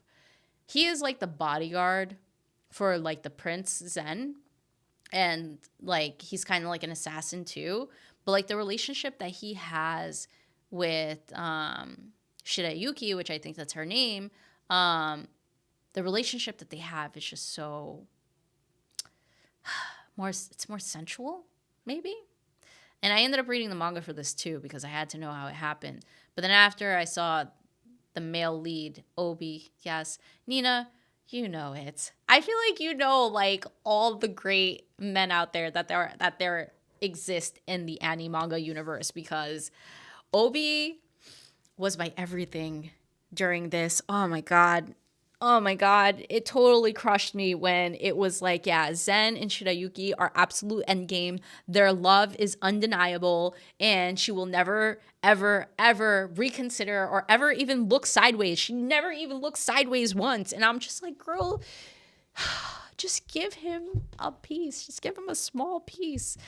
And I think that, like, you know, that's kind of what kept me going for a really long time, even while reading the manga, because there's a moment in the manga that just had me reeling. Like, I read that chapter so many times. Like, I need to even go find that chapter. I might even go find it tonight so I can see it again, because that moment of them together was just like a brief moment of like, this could be something, but it's not. Anyway, Yeah, this one's like a nice romance. It's kind of cute and wholesome for the most part. There's minimal drama in the sense of romance because Zen and Shirayuki have it locked down for life. Like those two are lifers, soulmates even. The drama comes more in ways of action, you know, kidnapping, assassins, things like that, and like kingdom political conflicts. I guess you could say it's not that deep, but you know that's kind of the drama that comes with Snow White with the red hair. I like it though. It's a really fun one. It's one that I go back to every time. But you know, Obi, yeah, you know what it is. You know what it is. This one I've never seen before. Taisho Otome Fairy Tale. I don't have much comments on it, so I'm gonna just drop it right there. I get the vibe and the impression that it might be the same for y'all. And let's see. Yeah, yeah, yeah. That's the very same. Cool. All right, this one is a new one. This one I'm actually surprised to put on my list. I don't even know if it goes under wholesome. Like, can I just put it under romance royalty and just act very premature and reckless because I would never do something like this with only like 5 episodes of an anime? But I just love the romantic balance and the comedy in Tamon's B-side because it's just really, really, really, really good. Like, it's hilarious. It's mostly hilarious. And then there's small elements of romance. And the moments of romance are just like everything for me. Like in the latest episode, him licking the frosting off her face. Like, what was that? Can I get it again? Can I get a replay? Can you replay it for me? I don't want to have to replay it. You replay it for me. Kind of like they did in JJK with Maki punching the crap out of Naoya. Like, replay that for me 3 times. I want to see him lick the frosting again. That one is just so cute. If you're not watching Tamon's B-side, it's all about this idol and him just like having all different sides to his personality. There's gloomy Hara because his name is Fukuhara. There's gloomy Hara. There is hot Hara. So Ikihara and Chimihara. Chimihara, I think. And then there's this new Hara now where he kind of has a dark side. So I think he's called Dark Hara, Yamihara. So I love Tamon's B-side. It is so good because he has so many different sides to his personality aside from the side that idols like portray to people. And the way that he is like falling for his housekeeper, it's got my heart like in a grip, in an absolute vice right now. Nina's like, let me get a turn. Girl, yes, I agree. I've never like wanted to be that girl before so much in my life in that moment. Like in watching 5 episodes, that was the moment that I was like, yeah, you know what? Super locked in. Super locked in. Where can I get this someone to lick this frosting off my face? Because this moment was just so good. So good.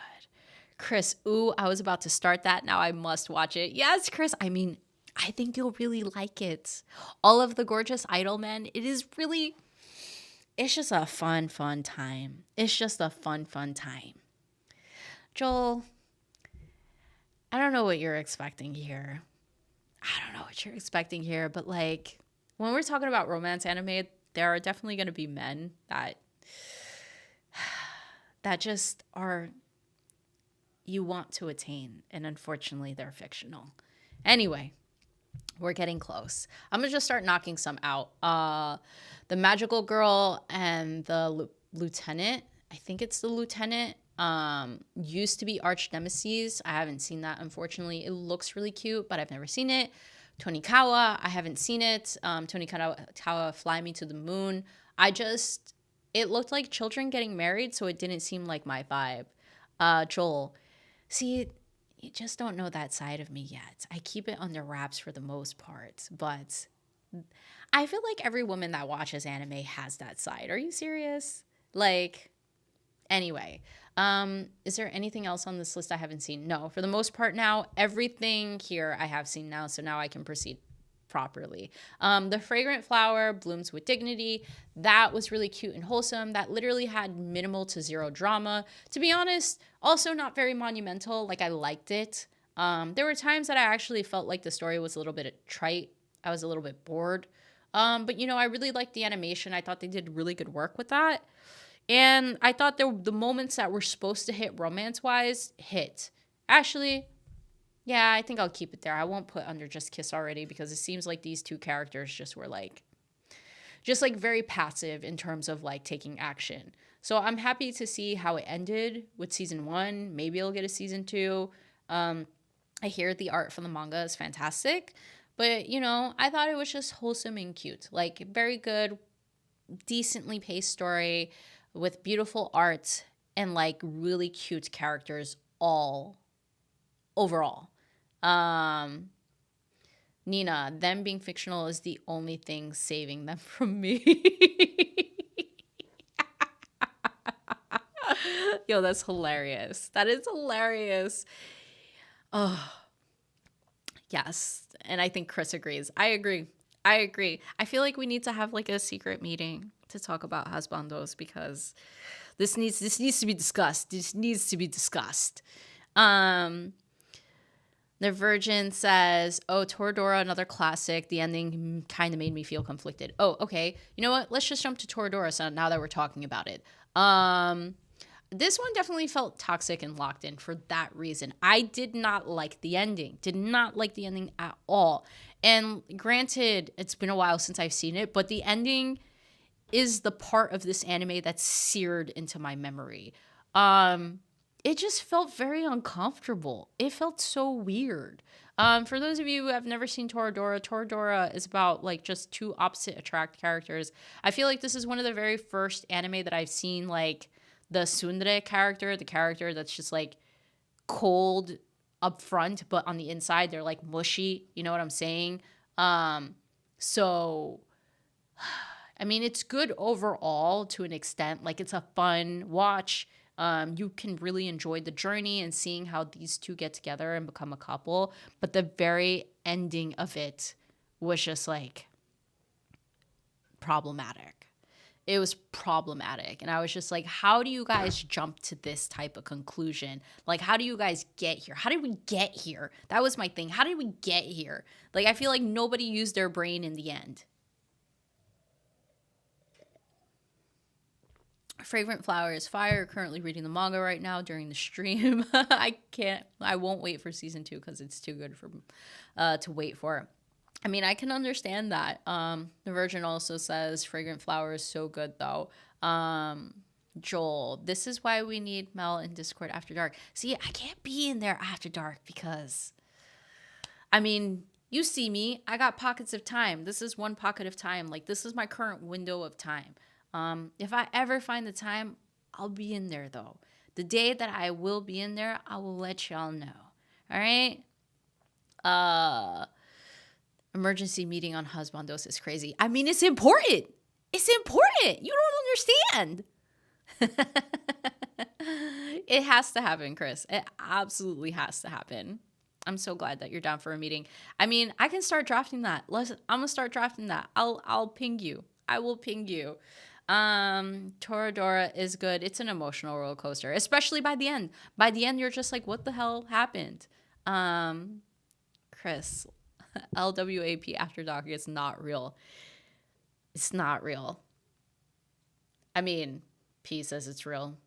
Joe says it's not real. But who knows? No one will ever know. It's like the Tootsie Roll lollipop. No one will ever know. All right. Tomo-chan. I am actually really happy someone brought up Tomo-chan. While it's not something that's my fave, I had such a good time watching Tomo-chan. It actually took me by surprise how much I love Tomo-chan. Tomo-chan, damn it, is going to go under Just Kiss already because it's that classic childhood friend. You guys are childhood friends. She likes him and he doesn't know how to interact with her because she's such a bro. She's such a bro. And they've been friends for, ever. Honestly, it is, better than I anticipated, because I thought it was going to be generic, and in reality it wasn't. Like, I liked seeing like the different sides of Tomo. She just wasn't like bro-ish. She tried all sorts of things to get, like, I think his name is Jun's attention. And she really like stretched her boundaries to kind of like, you know, show him that like she's interested. And I don't know, it's just a really good time. It's very funny. They fight and they bicker a lot. It takes them some time, or it takes us some time to see that like he kind of feels some sort of way towards her. It's actually really, really funny, like some of their backstory, because he thought that she was a boy for the longest time because they're childhood friends. When they first met, she was like in tank tops and a short. And obviously when you're kids, you can't see like, you know, you're not developed yet. You're not developed yet. So he thought that she was a dude the entire time. And by the time he found out that she was a girl, he was like floored, absolutely floored. Anyway, it's a fun time. Tomo-chan is a Girl is like not what you would expect. If you haven't seen it and you like a good short anime that has like some comedy and a little bit of that childhood friend trope, Tomo-chan is actually like better than most in that category. Chris said, I'm going to start drafting my list too. Nina is the only one that has a list solidified. Yeah, my list isn't solid. I'm going to draft it. I'm going to actually draft it. We should have a Husbando's like draft day like they have for football. I like that idea. Let's do that. Let's do that. Oh my God, let's do that. Holy shit. Let me think about that a little bit more. I like the idea. Joel said, okay, we need this meeting for the bracket. Yes, absolutely, for the bracket. A draft day is what we need. A draft day for Husbandos is in order. I'm calling it. Hormones are wild. Oh, hey, good kid. What's going on? Thanks for joining the stream. That was the romance anime where I got annoyed that they kept dodging. Are you talking about Tomo-chan? All right. Sounds like it will be one soon though. Yeah. Husbando draft. Let's get it. Let's get it. All right, cool. Moving on. We've got like 6 left. So this one is why Ray Liana ended up in the Duke's mansion. So this one, I think Aaron mentioned earlier, it's actually a manhwa, got animated into an anime. This one was one of the ones that I also said I can't wait to see how this ends. So I am going to read it, and I am very glad that I read it. If you haven't read, or you want to read, or you watch the anime and want to see how it ends because it's totally complete, you can read it, I think, on Tapas, the Tapas app. It's a really good read. The ending kind of threw me for a loop a little bit, but I enjoyed it for the most part. I think it's like a little under 200 chapters, maybe close to 200 chapters. And it's all about this girl who gets isekai'd and reincarnated into her favorite novel. And she gets isekai'd / reincarnated into the body of a character that is supposed to die relatively early in the story. And so she takes the opportunity to try and marry or become engaged to one of the, basically the main character of the story. So she kind of is trying to take somebody's future husband or future fiance, because I think the husband or the fiance that she currently has in the story is supposed to like kill her, supposed to off her. So she's like, nah, I need to get out of this. So she instead goes after this Duke, who's supposed to, I think, be with the MC, the real MC of the story, like the novel. And that's how we take it from there. It's a little bit, how do I say this? I won't say like it's saucy or anything like that. I'm going to put it on their romance royalty because I feel like it kind of low-key belongs there. It has all the good elements going for it. Really hot male MC, mystery. I won't say there's much comedy. To be honest, I'm actually itching for a rewatch and a reread now that I watch this. This is definitely one of my faves. It's a good one. I think if you like the reincarnation story, into like another character's body in like a game or a novel or something like that, then I think you'll enjoy this one. It's got like a little bit of mystery to it too. All right, cool. Husbando draft will be a long ass live. Yeah, it'll probably take hours, wouldn't it, Nina? It'll take hours. Watakoi. Okay, Watakoi is automatically going romance royalty. If you don't know this about me yet, Watakoi is quite possibly my favorite. See, I couldn't even say the word there. Favorite romance anime of all time. The reason it is my favorite romance anime of all time is because, and I want to know what you guys said about it, because not a single person on every single platform that I asked for favorites said Watakoi, and I was actually really mad about that. I was like, what do you mean you guys don't like Watakoi? What's going on? Damn, you guys. All right, let's see. Hold on. I'm going to look at most votes now because the average votes had shifted drastically. Damn, there's a lot I haven't seen. Okay, that's fair. I understand. Yo, Watakoi is that one. That's one because adults. You have adults in this story, and like, how can you not love a story with adults, right? 2, these characters, if you've been an anime fan for a long or a short time, I feel like they're all us. They're us. Like, I see myself in every single one of these characters, bits and pieces of it. The men are fine. Even Koyanagi is fine. Like, waifu. Absolute waifu. Like, she's up there with, like, Yoruichi and Maki, okay? She belongs on the list. Like, woman that cosplays, woman that cross-cosplays, even better. Like, she is a beautiful, intelligent woman. Like, love it. Anyway, yes, it is, Nina is so relatable. Like, every single aspect about this show is incredibly relatable. Like, I own every single manga. Hold on.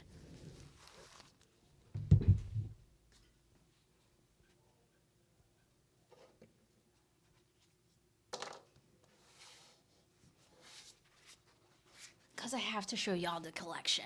Because it's not that long. You don't understand. Watakoi is not even that long. Like, if you want to read it, it's only 6 volumes, everyone. It's only 6 volumes. I'm struggling to hold this because I'm a small person, but it's only 6 volumes. Like, you can have it all. And it's not even that long. Like, I absolutely adored this series. You will never see me collect because, honestly, I can't take my manga with me into the afterlife, so you will never see me collect to that extent.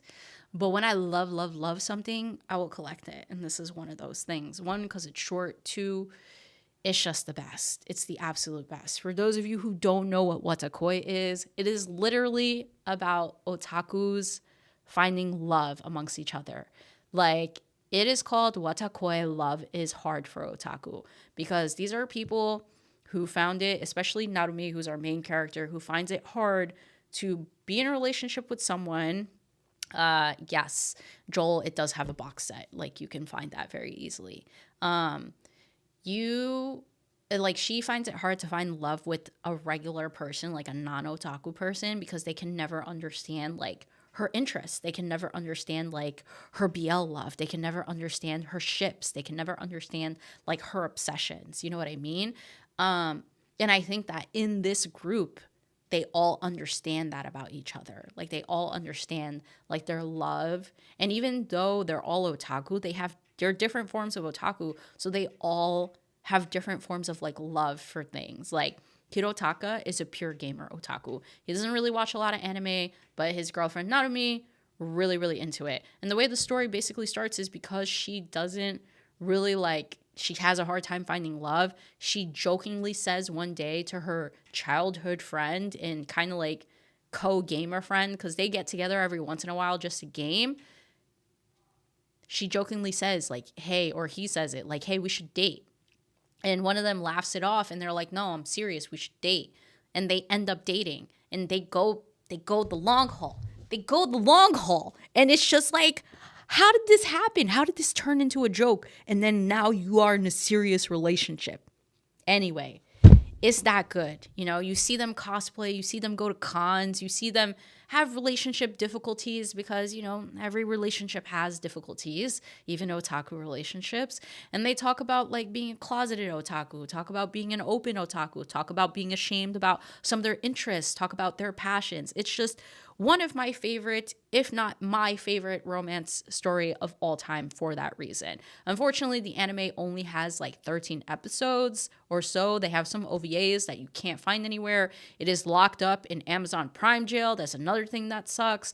But if you can find the manga, holy shit, I'm sorry. I highly recommend you read it and buy it. Okay. Anyway, moving on. Moving on. If anything you get out of this live is that Watakoi is that anime. It is that anime. Nina said side couple toxic AF, but they hot too. I mean, Koyanagi and Kurabura, I can't remember his name, like his exact name, but it starts with a K. The both of them together have their toxicities, but they understand their problems. They're not like extremely toxic like I've seen other couples, you know what I mean? They are toxic in the sense that like they could communicate better. They have these like weird small fights, like needless bickering. Like they could just do better, but they just work so well together. I mean, like we said earlier in the stream, sometimes two toxic people just know each other well enough and they work well. All right, this one is also one that's airing right now. You and I are polar opposites. Someone just threw it out there and I say, you know what? I'm for it. I'm here for it. It's wholesome and cute. I like it a lot because the girl, Suzuki, is like really relatable. Like the way they depict her, just kind of like this like cute chibi character with all these crazy expressions. I'm like, that's a real person. That's a real girl right there. Like no girl is like very dainty and cute all the time like we see in all these other like romance anime. Like she is probably most women where we're like, yeah, I really like this guy. But then she has like these really weird thoughts where she's like, whoa, am I being too quiet? Did I just do something weird right there? And then she's got these weird, wacky expressions. Like the latest episode that I watched was her going to the convenience store and she's like dressed in her PJs and they accidentally bump into each other and she is stone-faced and she books it. She books it. And obviously he catches up to her because she's on feet and he's on a bike and he's like, why'd you run? And she's like very weird and awkward about it, like being kind of like, you know, like this. And she's like, you know what I mean? Super weird and awkward, but like I love it. It's so great. Like her weirdness kind of like sells the show for me. It sells the anime for me. But like the fact that Tani and her are like completely two different individuals. Like he's this shy boy, kind of quiet, but like speaks his mind when he needs to speak it and is very straightforward and honest. And she's just like super bubbly, very outgoing, sometimes like tries to conceal herself in like instances, but like she's just so cute and wholesome, you know what I mean? Like she has just so much love to give. And I love that about this. It's just, yes, it's that awkward romance like you said, Chris, and it makes you want to laugh. So like highly recommend, if you're not watching it this anime season, add it to your list. It's a really good one. If you want to read the manga instead, the manga is really short. I think it's like less than 700, not 700. Wow, that's like a Naruto right there. So sorry. It's less than 70 chapters. Chris, hashtag I am an awkward romance person. Me too. Despite being married, I am super duper awkward. Like, if you ever could ask my husband, yeah, he'll tell you straight up. Yeah, she's kind of awkward. All right, moving on. Yes, Yona of the Dawn, not really a romance, kind of supernatural. Maybe it's messy but beautiful, kind of, because you've got all these weird dynamics going on, like the dragons. Some of them have feelings for her. Then you have Hak. Then she kind of has feelings for the guy who kind of like overthrew the kingdom that she was the princess of. It's kind of wild. I like this story. I'm happy it's getting a season 2. I kind of just wanted to add it because why not?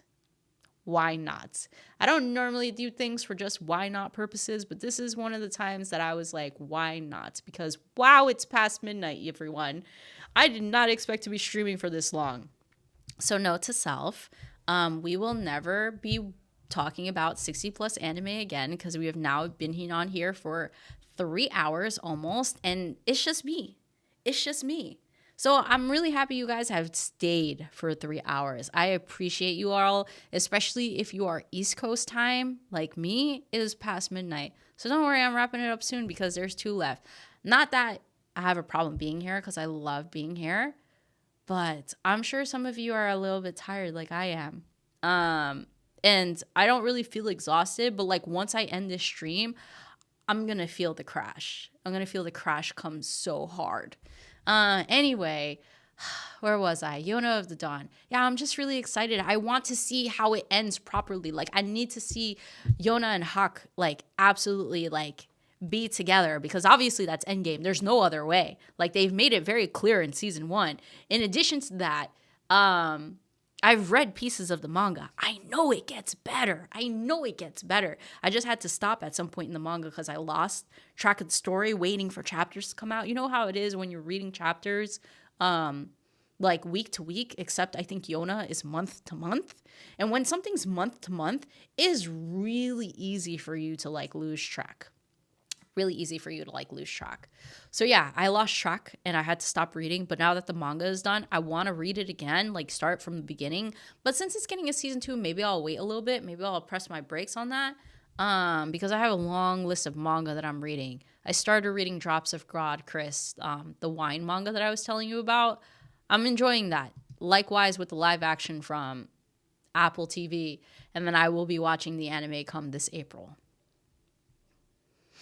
I need to find more time, everyone. All right, awesome. P's favorites, Your Lie in April. I was also really sad no one mentioned this. I'm like, how do you watch romance and not mention Your Lie in April? This one's messy but beautiful. Automatic messy but beautiful because Jesus Christ, there is so much trauma. Jesus Christ, there is so many tears. Oh my God, I have never cried so hard. Have I? All right, things that have made me cry really hard in terms of romance. Fruits Baskets, Your Lie in April. Those are definitely top 2 in regards of like anime that have made me cry in regards to romance. There comes nothing close that makes me cry. But Your Lie in April is a constant cry. Like I cannot watch the scene in the very last episode or the second to last episode. I can't watch it without crying. Like I cry on command. Even when I know it's going to happen, I just can't live through it. Like I can't go through it, man. It's hard. But if you haven't watched Your Lie in April, because I got to start every single thing with this, Your Lie in April is about a guy who kind of loses his way in terms of playing the piano. Has a little bit of trauma with it, stops playing, but then he meets this girl who plays the violin that kind of revives his love. There's some history and some backstory to both of them, but man, when I tell you this one's a gut puncher, you will be on the floor in absolute tears, like trying to get up, and you won't be able to get up. I will guarantee you will be on the ground for like a week after watching this. It is such a beautiful story. Like, holy crap. Sophia, welcome. Yeah, we've been here for a while, and I am so glad that you also love Watakoi. It is so good. It is so good. Man. Yes, Rocks, the tears. The tears for this, it is something else. Something else, something else, something else. Oh my God. What? No one? Lord, this is up there next to A Silent Voice, Your Lie April, and Terror in Resonance. A Silent Voice definitely is another one that makes you cry. This one like hits a little bit different because I have a friend, like a really like a best friend. Her parents are deaf and hard of hearing, so seeing things like that, it's a little like sensitive-ish when you know people that are part of like a community like that, and to see like her character getting bullied and A Silent Voice kind of hits a little bit differently. Like I even told my friend, like, you know, if you watch this, word of caution, I feel like it might trigger you differently than it will other people. Anyway, going on. All right, cool. Very last one. Your Lie in April. I mean, your name. Wow. Lots of yours. Using yours. Your name is your romance royalty. How, like, actually, is it messy but beautiful? I don't know, because there are like really cute, like funny moments. So I'm going to plug you in romance royalty. Why not? Bucket. Romance royalty, your name. I think this is the only anime on this list that's a movie. Every single thing on this like list is a show, But this is a movie, which is fantastic. If you have not seen, Your Name, like, how do you even explain your name? Your name's a really hard thing to explain because if I explain it too much, I feel like there goes the plot. But I guess you could say it's between two teenagers that like swap bodies and they communicate when they swap bodies. Like it's kind of crazy. Like they communicate by writing on their hands, by leaving notes. It's very interesting on how they build this romantic relationship. However, they've never met in person and they don't meet in person. Obviously, some crazy change of events happen and, there goes the story. But you kind of need to watch it if you have not watched it. Anyway, that's by the by. This is the list. I'm gonna make sure to save and download this though, because people have keep asking about it. But I'm gonna catch up real quick. Let's see. Yeah, I heard that Shonen Showdown, aka Rob Bossman, is doing a live right now. He went live yesterday too. It's crazy. He's just like 2 for 2 in like 2 days over the weekend. I mean, he's a busy man. What can we say? I haven't seen Nana. And the reason I have not seen Nana is because I heard that it is super duper toxic. We've been talking about like just the different aspects of toxicity in anime, right? As you can see, the toxic and locked in is not very like deep because I don't watch a lot of like toxic romances. I feel like my tolerance level for toxic romances is very low unless the men are hot, like in Yakuza Fiance. Thank you, Joel. I need it right now. I feel it.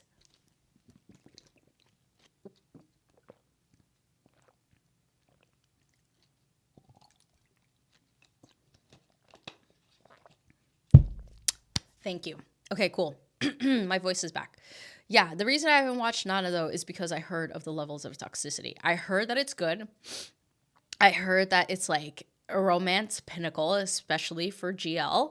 But the toxicity levels are just like, you need to have the tolerance for that. And I don't know if I have the tolerance for that. So unless somebody can convince me otherwise that the toxicity is worth it, then I will not be watching for that reason. Kind of like similarly to like, what's another anime that I won't watch because I just heard like there are some parts of it that are just like difficult that I'm just like, you know what? I'm just not going to do it. Like, I heard that about like Black Clover. It just gets difficult. Like there's a hump in it and it's just so hard to watch. And I'm just like, you know what? I'm just going to save my time. So in essence, that's the same story for Nana. So Joel is saying it is toxic, but it's so good. You guys are going to make me read it and watch it, aren't you? Because it's also incomplete, right? It's incomplete. So not only am I going to watch something that's incomplete, like a good portion of everything on this list, but I'm going to know it's incomplete going into it, which hurts even more. I'll keep you posted on the progress on this. Chris, Black Clover is not hard to watch. Okay. I mean, I'll revisit that topic. I think I've watched enough action shonen in my life that I think I can retire from it unless it's something that will change my life. I think watching Naruto, Bleach, and One Piece has done it for me. And I think that's like every other shonen that I've watched up to date has done it for me.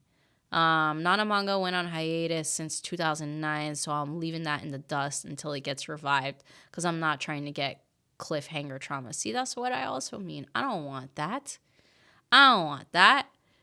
Chris, I'm on my 3rd rewatch and started writing the manga. Someone needs to pint out the toxicity. Okay. I reread Toradora. Oh my gosh, I used to be so obsessed with it as a teenager. Now I can't watch it. I don't know why. Okay, Sophia, that's something else that I was talking about earlier is that like, so Hanakimi is happening right now, right? That is getting adapted into the anime right now in like winter 2026. And I read the manga and I had a similar issue. I read the manga. I really enjoyed the manga. I read it like maybe 5 or 6 years ago. But now that I'm watching it, I really don't like it. And I'm starting to see like some of these just don't age well. They just don't age well. Or maybe like you're in a different state of mind at one point in your life when you're watching or reading it, and then you watch it again later and you're just like, holy crap, what did I even like about this? And I think that was something that we talked about when like talking about Toradora. Toradora was like a cool story, but the ending was just rough. Like even when I watched it like eons ago, when I saw the ending, I was like, I don't like this. At the time, I didn't think too much about it. I said, oh my God, this is cute. But now that I think about it and I reflect on it, I'm like, wow, I did not like that ending. That ending was actually very weird and uncomfortable. Like, how did we come to this?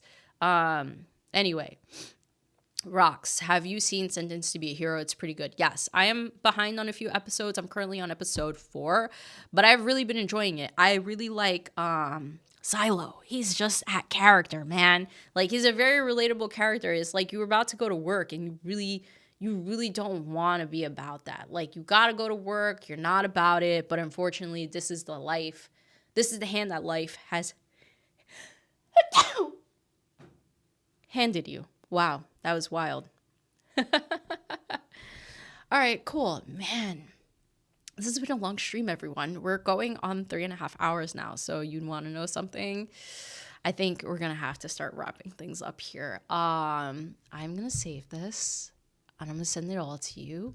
Like if I can, or I'm going to post it on Threads or like on YouTube posts. If you want the list, let me know. You can find me on Discord. Not on a Discord channel, but like if you know my handle, you know, you could just ping me. But aside from that, I appreciate you all for staying this long. Oh my God. It has been the longest stream that I've possibly done in ever time. And I don't do a lot of streams. But I'm hoping I can do a stream next week. My plan originally was to do a stream, to do a mid-season check-in for winter, but I don't know, that husbando draft sounds a lot better. So I'm gonna have to rethink my strategy here. So here's the thing. We're gonna end it. Hopefully we could go live next weekend. I've got some content to continue editing on, so hopefully you'll get a video within the week too.